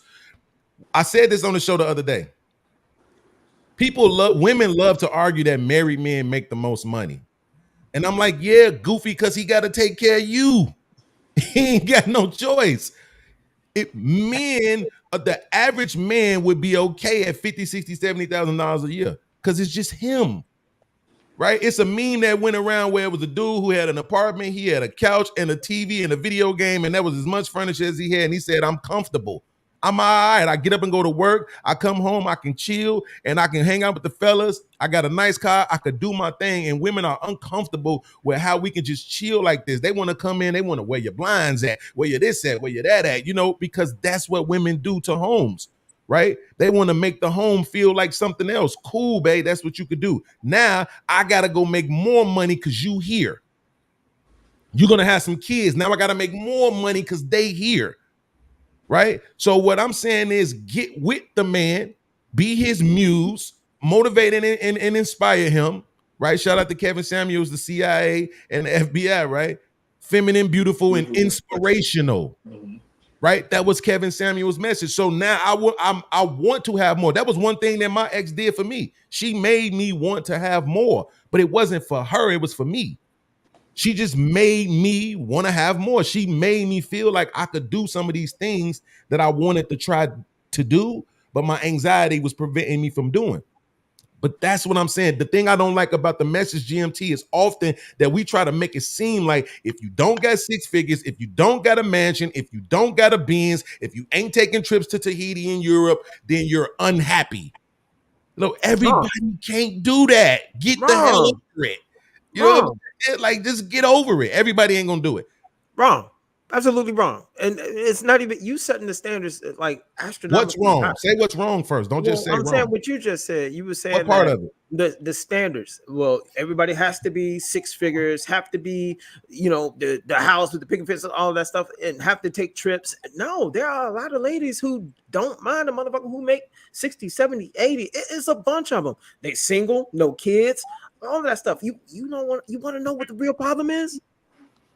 Come on. I want you to come on. You being disingenuous. No, I'm not.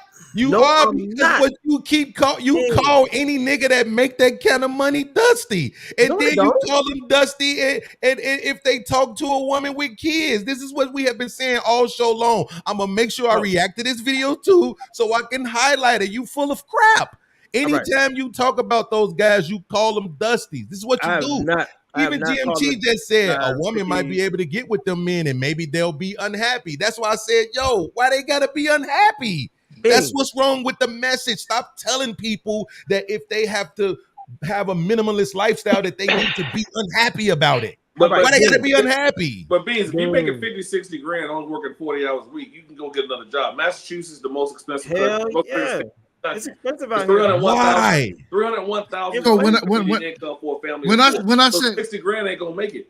I just said that the reason why they have to go get more is because they have more people and more responsibility. But even by yourself, if you by yourself, you shouldn't be working 40 hours. You should be working 60 to 80 hours. The guy just said 90 hours. You say 85. Cool. But if you by yourself, you need to be working more hours to make yourself a better person for that, so that you can get that woman you want. So you can get the top tier of your pecking order. Bing. That sounds insane to me. You should be settling. How much are you currently making a year right now? So hold on one second, Chill. The reason why I said that, it's not that you want to make it's not that the people at the bottom are unhappy. When I say bottom, I'm not talking about the average person, right? The average person could be happy living an average lifestyle. When I say bottom, I'm talking about people that like, yo, I'm just smoking ganja. You're gonna be politically correct, right? Yeah. I'm smoking ganja all day. I'm sitting on my couch. There's no ambition, no drive. Women choose those men for real. Yep. For real. But they complain about, while they choose them, they complain about those men. So they're not happy. We're not talking about the guy that's pushing carts at Walmart making $17 an hour. He's trying. And I'm all with the trying man. Who said that? My wife. I did. But like you said, I call those that ain't how y'all look at that. I call those dudes the That ain't how Humpty y'all Dumpty look dudes. at that. I call them Humpty Dumpty dudes because those are the guys that women think they can build up. But no, once he's broken, you can't put him back together again. Leave that dude alone and move on to the next one.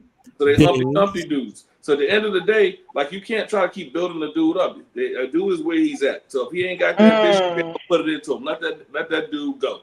You know, but how are you gonna know? How are you gonna know if he doesn't have ambition?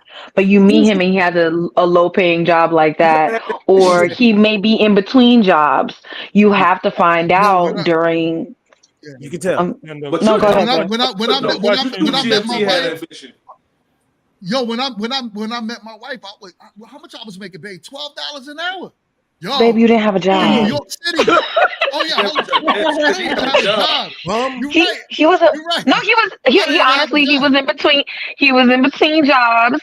You was aspirant in music. You had your musical aspirations. Dusty. And no, I didn't. And it was crazy. He wasn't Dusty. He had a plan that he was trying to reach. My baby was not Dusty. Okay, he was not Dusty. My baby was not Dusty. We not gonna do that. He was able to convey his vision. Excuse me? Correct? He was able to convey his vision to you, and you believed in him. Correct? I believed in him. Yes, yeah. I did, but I didn't impose a vision on him. I didn't say I need this XYZ from you. It was right. Ma'am, we are gonna need you to write a book. Like, and you know most niggas don't read, so we need you to do an audio version of that book. But when most you get niggas to are like writing it. GMT though. Most niggas are saying I'm gonna do this. Negroes. Most dudes are saying they GMT. They sit there at home. They can't. They you know. So he accurately conveyed his vision and what his plan was for her. She believed in it back. No, he didn't. No. He didn't convey his vision to you? Tell the truth and make it plain. No. We look, and that's the part of it. Like I'm not gonna sugarcoat the story. We're not gonna sugarcoat this story. It's real life. So the real of it was I was working. I think I was working for I would never make you look bad. We both look good. We black excellence right here, so that will never happen. So I had my job, and it was still like a menial job. I think I was working for the Census Bureau. You know what I'm saying? I had a little Census Bureau job. I had another little job. It was whatever. You know what I'm saying? He was in between jobs, but he had aspirations, and I believed he was a talented person in the scope that he was trying to aspire to. And dating was just that. It was dating. We had conversations once. It was like, you're actually interested in me, because I thought it was a friend thing. So when we got to the dating part, it was like, okay, this is the type of person you are. I saw him as a father. I saw how he treated his children. He had 2 children.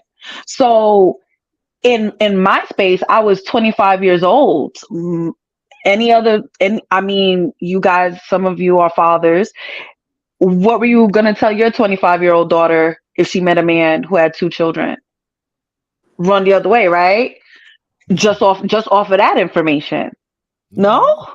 Okay. Yeah, well, that was not my experience. My experience was no, run the other way. But And when we got to know each other, and again, we got into a lot of deep conversations about what we wanted. We both were coming from divorced parents. We both had a vision of what we wanted our lives to look like, generally, not even just to say with each other, just generally. So once we both had a shared vision and we both had shared ideologies in just foundations of core values, moral compasses, it was like, okay, this could work. And then everything else came. It's interesting because once we got, I want to say maybe 2 years into our marriage, I remember Mingo mentioning I was his inspiration. I was like, what? Inspiration? What are you talking about? Lou Rawls? What do you mean? You know what I'm saying? But when he explained it, I just felt like, okay, well, that was me just being genuine with you. I saw character traits in you that were good, just like you saw character traits in me that were good. So I feel like saying to women a blanket statement of, okay, if he's this, or if he has that, or if he's working at Walmart, he pushing carts, turn the other way. 100%. If you're in a certain situation now, yes, with children, I think you do have to put other things into consideration because it's just not you. And I'm saying that as far as single mothers are concerned, or widowed mothers, or divorced mothers, or whatever. So in those situations, you have other responsibilities. But as a single woman between the ages of 22 or 25 to 32, no kids, never been married, I wouldn't say just turn your nose up. I wouldn't say that. But I feel like this generation, this society is making it so difficult to find a good partner, teammate, person you want to, whatever, love interest, marriage. It's making it super hard because it's so much negativity out there and stigmas out there that make it like, oh, well, if I do this, my friends are gonna look at me crazy. Well, if I date her, they gonna clown me. Well, if I date him, he's not even making 50,000, or he's not making 80, or he's not making 100. It's like the character of the person is what matters, and then everything else will follow. Yes, I do think men, there is an innate way. I feel like the good man. There's an innate thing about them where they do look for inspiration. And I think women, there's an innate thing where we do look for security. And that security is not just in a financial aspect. It's a emotional aspect. It's a spiritual aspect. It's a physical, like, okay, he ain't no punk. He ain't about to let nothing crazy happen to me. You don't have to have bread in your pocket to make sure I'm good. What I'm saying? You don't have to have nothing in your pocket to sit down and cover me in prayer. Right. That's not but I want to point this out, right? Because see, again, it's pure. I believe the intent of your message was, and I agree with 98% of what you said, right? But when you get to the part where it's like, well, but the certain woman, right? Especially a woman with 2 kids, the dude that's making $17. Well, see, this is where I do get technical and I bring the numbers in, right? So if the median income for a black woman is around 48,000, and we know that woman has at least 1 child, right? And this other guy makes 35, don't that get you closer to 100K? No. I'm saying I say consider. I'm not saying you turn your nose up and not consider him at all. I'm saying think about it. Like, okay, you have to look at yourself as the woman. Okay, what do I have going on? If I have 3 kids and I'm struggling, you're struggling with your 3 kids, and you're sitting down and you're like, okay, well, what is the national minimum wage? $7, $7.50. Are you really gonna go and be with somebody? Yeah, is it $7.50 now? Yeah, but nobody make that. No, but I'm just saying. Listen, people working at. I'm not gonna. The people that work at IHOP, they make like $3 an hour because that's they different though. That's service. $3. You got to look at what the average. So in North Carolina, So the average is $17 and change. That's the average. Is that what y'all telling me? The national Across the country is minimum wage is probably 7. 15. Okay. But for Okay, 15 sounds about right. $3.14 because in North Carolina they have to make either $6.25 or $3.14 plus tips. Yeah. So if they don't make $6.25, you have to pay them as an owner $6.25. Like so on a pizza restaurant.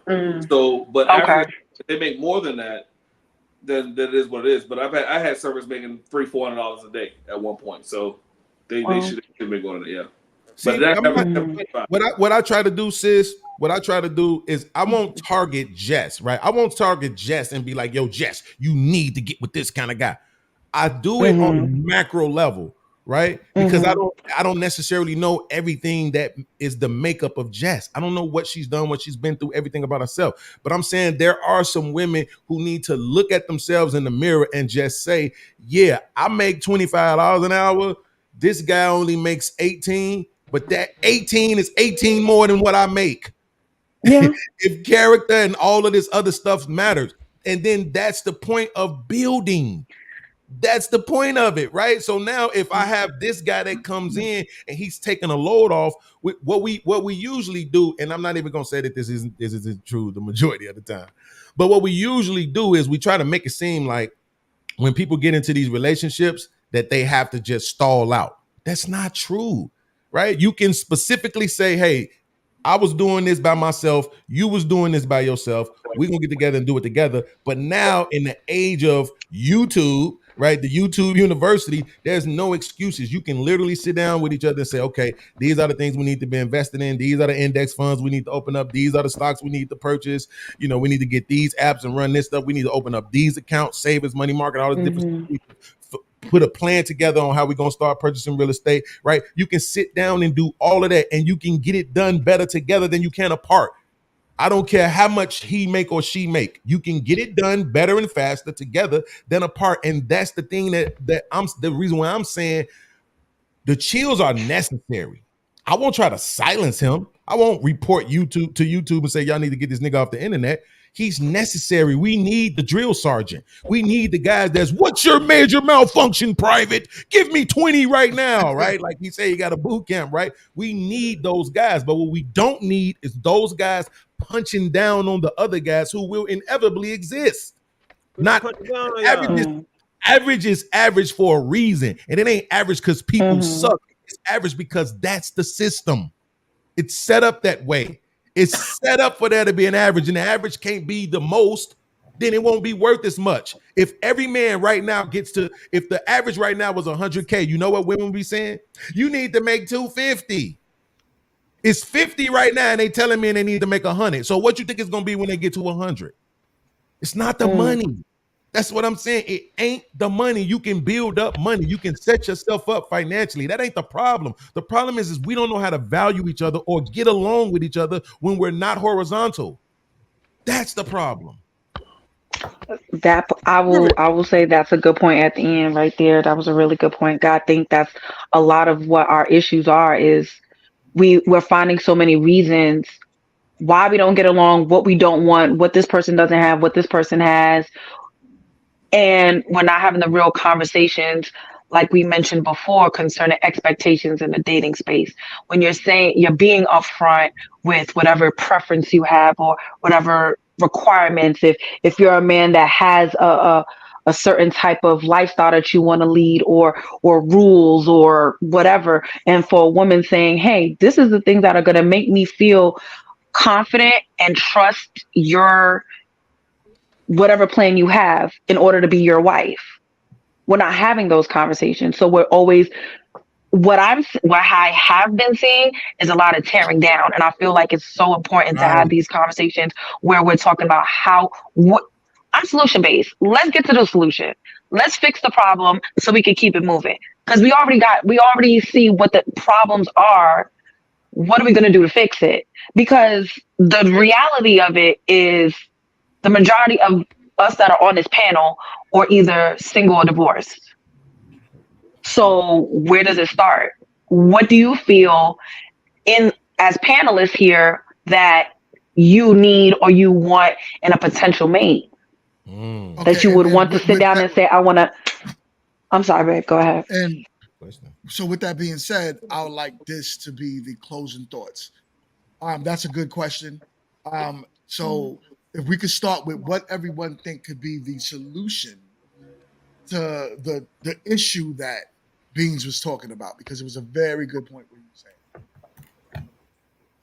Chill. Right, so we anyone can start. So for me, and obviously not everybody's going to agree with my stance on things, but for me, the solution to the problem is it's going to always be, and I'm going to always put it in the men's lap, always, because look, in today's times, man, a man can't get nothing without respect. You know what I'm saying? And I keep asking y'all, what will break a man's psyche? What will break a man's psyche is a life without respect. That's no respect from the men in your circle, no respect from the women in your circle, especially in your community. That shit eats you alive. That's when men start to suffer depression, anxiety, and all that stuff. So in order to alleviate that, you need to go out here and start being constructive and start being productive. Only then will you start to earn respect from the people in your camp. If you don't get respect, you just ain't nothing ever gonna change. You just gonna be sitting up here singing kumbaya songs about the chicks who don't like you and all the baby mamas that you don't had and they don't left you and ran you through the gutter. It's gonna be the same shit. Stop trying to focus on the women. Focus on yourself first, because once you focus on yourself first, you start to get your own power, your power to disqualify motherfuckers who don't belong next to you. Get what I'm saying? Yeah, and I land my plane there. Not yeah. He said yeah.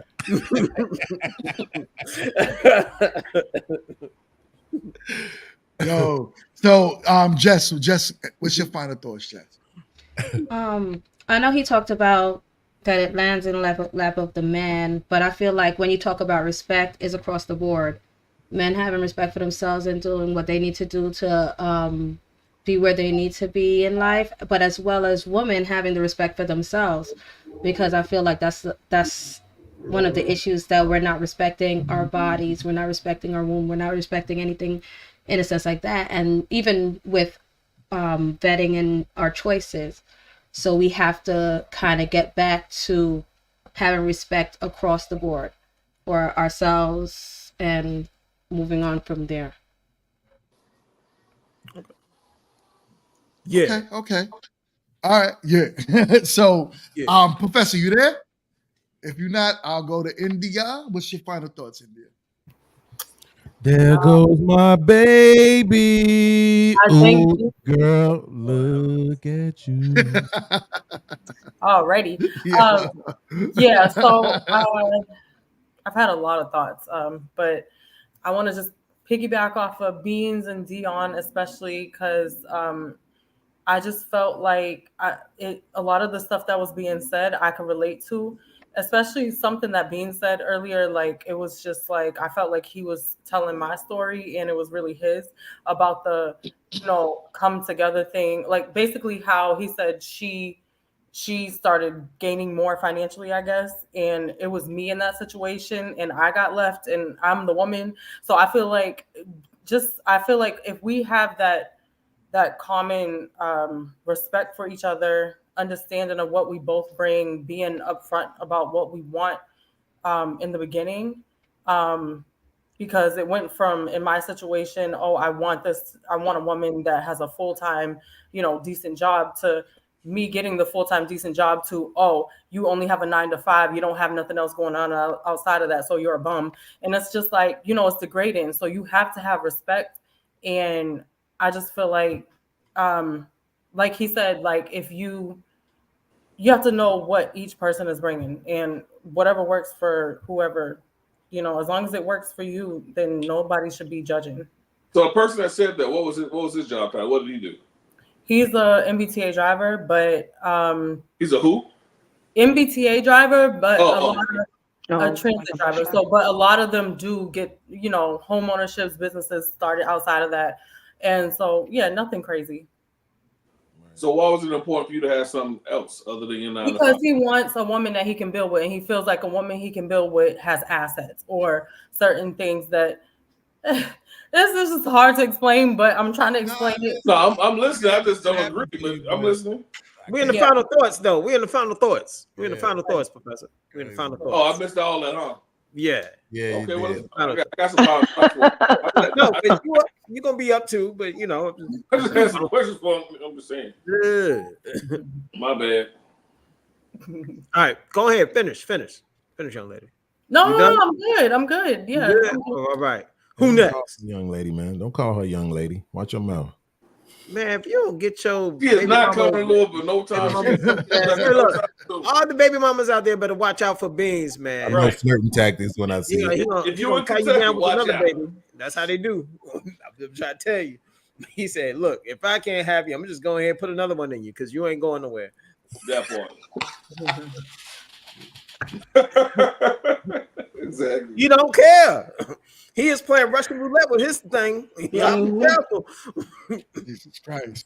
Yeah. All right, Professor, what's your final thoughts, man? Hey, like it always is, you know, PSA. Tia Mori, what the hell are you doing? You see all this. I like light-skinned German women, okay? Half and half, like my coffee.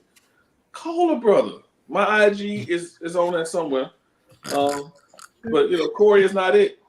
He's not, that's not what you want. But in the grand scheme of things, man, I think we, you know, as far as women, they should not be submitting to guys that don't have their stuff together, that they couldn't submit to. There shouldn't be relationships with those types of people. They shouldn't be dating dudes dudes shouldn't be dating girls with long tattoos on sleeve tattoos. And women, you should be dating dudes with neck tattoos and charges. So at the end of the day, as I think all these conversations are about, we just need to be able to get together in this company and try to figure out a way that we can get ourselves together, because we're still falling behind. We're still 1 in 5 in marriage. We need to figure it out. And we're not going to be able to get married messing around with Chills, because he just wants to go through you. Well, mess around with Beans, who wants you to have 2 kids before he hollers at you. You know, if you want a real nigga, come to North Carolina. You know, you know, you should like dudes with teddy bears on their shirt. You know, but no. So yeah, no. I just think we need to continue to get together. I appreciate these conversations, so I appreciate the platform. So that's it. Tia, Nicole Bahari, holler at me. But yeah, that's it. So, babe, you got any final thoughts on it? I mean, D-May ain't said nothing. Let D-May talk. Okay. I'm just saying, because I felt like I had a whole soliloquy and I ain't want to, take any more time. You had a monologue. I did. You know what I'm saying? Yeah. Oh, wait, is it my turn? Yeah. Okay. Yeah, I just think that kind of like what we said earlier is that people should be more intentional with their dating and having those hard conversations early on, especially if you are dating to marry, for sure. And maybe, and two, I liked what Tiffany said about how, Mingo didn't have everything at that point in time, but she saw him for what he could have. You know what I'm saying? She saw his potential. She saw who he was as a person, and it went from there. So that kind of hit a little soft spot in me about some things. But I like that. And so, I mean, I feel like I've always kind of been like that too. And maybe if more people were like that, I mean, just because someone doesn't have it all right then doesn't mean that they can't get it, right? If the potential is there, then, if that's someone that you can see yourself being with, then be with that person and help them get to that point. So I just want to throw that out there. But yeah. I'm gonna snap that. That was good. Beans, final thoughts, my guy. Yeah, first of all, shout out to the GMT Squizard. Y'all know what it is. 2024. Yeah. It's the takeover 2024. Shout out to everybody over on my channel, man, that's been rocking with us since I was here. I was late. I apologize, y'all. I was just tired. But I'm about to do a after party show, so don't go anywhere. I'll be over there in a second. I just want to say this, man, real quick. So my thing is this. There is levels to this, right? But I think there needs to be a respect for all levels, right? One of the examples that I always use is I go to Walmart a lot, right? And the one thing I like about when I go to Walmart is the stuff that I'm looking for is always where I remembered it to be. It's always in that same aisle. It's always on that same shelf. Somebody does that. And who am I to get on the internet and punch down and tell that dude he's dusty? The dude that makes my life more comfortable and more easy, makes my grocery shopping more easier. Who am I to tell the dude that when I pull up, the dude that make my car look brand new again, that he a dusty? To speak this way about these people, I just think that's problematic. I don't like it. I won't ever concur or concede to it. I won't. It's people have stages in life, man, and wherever they at, that's fine with me. I don't judge people on where they at in life. I judge people on how they treat other folks, right? Now, I ain't got no whole bunch of money, but what I do got is a place that got central air and central heat. The locks work. And bad internet. The locks work. Oh, yo. The locks work. God damn it. I got nice stainless steel appliances. I got a nice couch for us to eat popcorn and watch TV on my 65-inch screen. And I got a bed to rock your world in. If that ain't good enough for you, then by all means, move around. You know what I'm saying? Like, it's all good, you know? But I'm not going to allow people to, like, this punching down on folks. I just don't like that. I'm never going to be okay with it. India, I'm here. When you get tired of searching for Shamar, I'm here.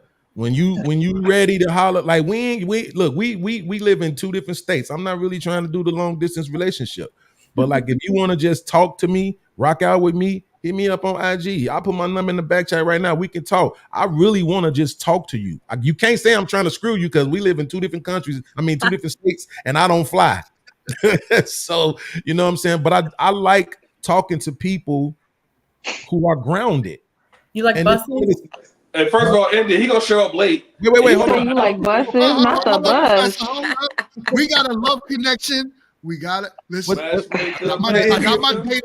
got my dating show coming out. Great. This is great. This is the start of it right here. Right. Yes. Ooh. So what was the question? Took me some time. I do have an idea for the dating portion. Frontier. Listen. Hold on, chill. Hold on. India, did you ask me a question? I was about to. No, India. Oh. It's supposed to be final thoughts, and y'all doing. Yeah. We gotta focus. Let's wrap this thing up. I have a whole baby, okay? I am a parent, okay? Yeah, like this then. So, but the point is this, though, right? Like that's how it should be. I'm not finna let nobody else determine who I think qualifies for me. Like I'm not gonna do that. Oh, well, that's easy. I'm gonna qualify who I think qualifies, right? And they don't have any. I'm not gonna set up these crazy metrics. You know what I'm saying? That's not applicable. Chill knows for a fact. Chill knows for a fact that if he got married again, he would end up divorced again. So it's smart for him not to get married, right? So we're not supposed to go in that direction. No, I had to take my shot. I had to take my dig real quick, Jim. It was like you was landing it, and then you started ascending again. You said you don't fly, so I don't understand. It was going real good, and then you started going back up. Hey, GMT, hey, chill. You are a failure at marriage. You are dusty when it comes to being married. You failure. Absolutely. I failed. And see, that would be woman marry you when you. And that's why he succeeds. That's the difference between me and most guys, because me, unlike others, I could take accountability for where I went wrong at. Most dudes, they just can't. I will give you that. You do that. You do all day. Beans gonna live for 14 years So and then end. We gonna continue the love connection in the back. Oh but, yeah. Amen. Amen. D2. What's your final thoughts, D2? Mm-hmm. Is he in there? I don't think he's there. Hello. I Can you hear me? don't know. I can hear you, brother. Well, I was on my final thoughts. I think the solution is preface it by saying black men and black women need to get together, sit down, and talk about what is it that they expect from each other and what type of life that they want to live with each other, and just stick with it. That's the solution. I don't know nothing else.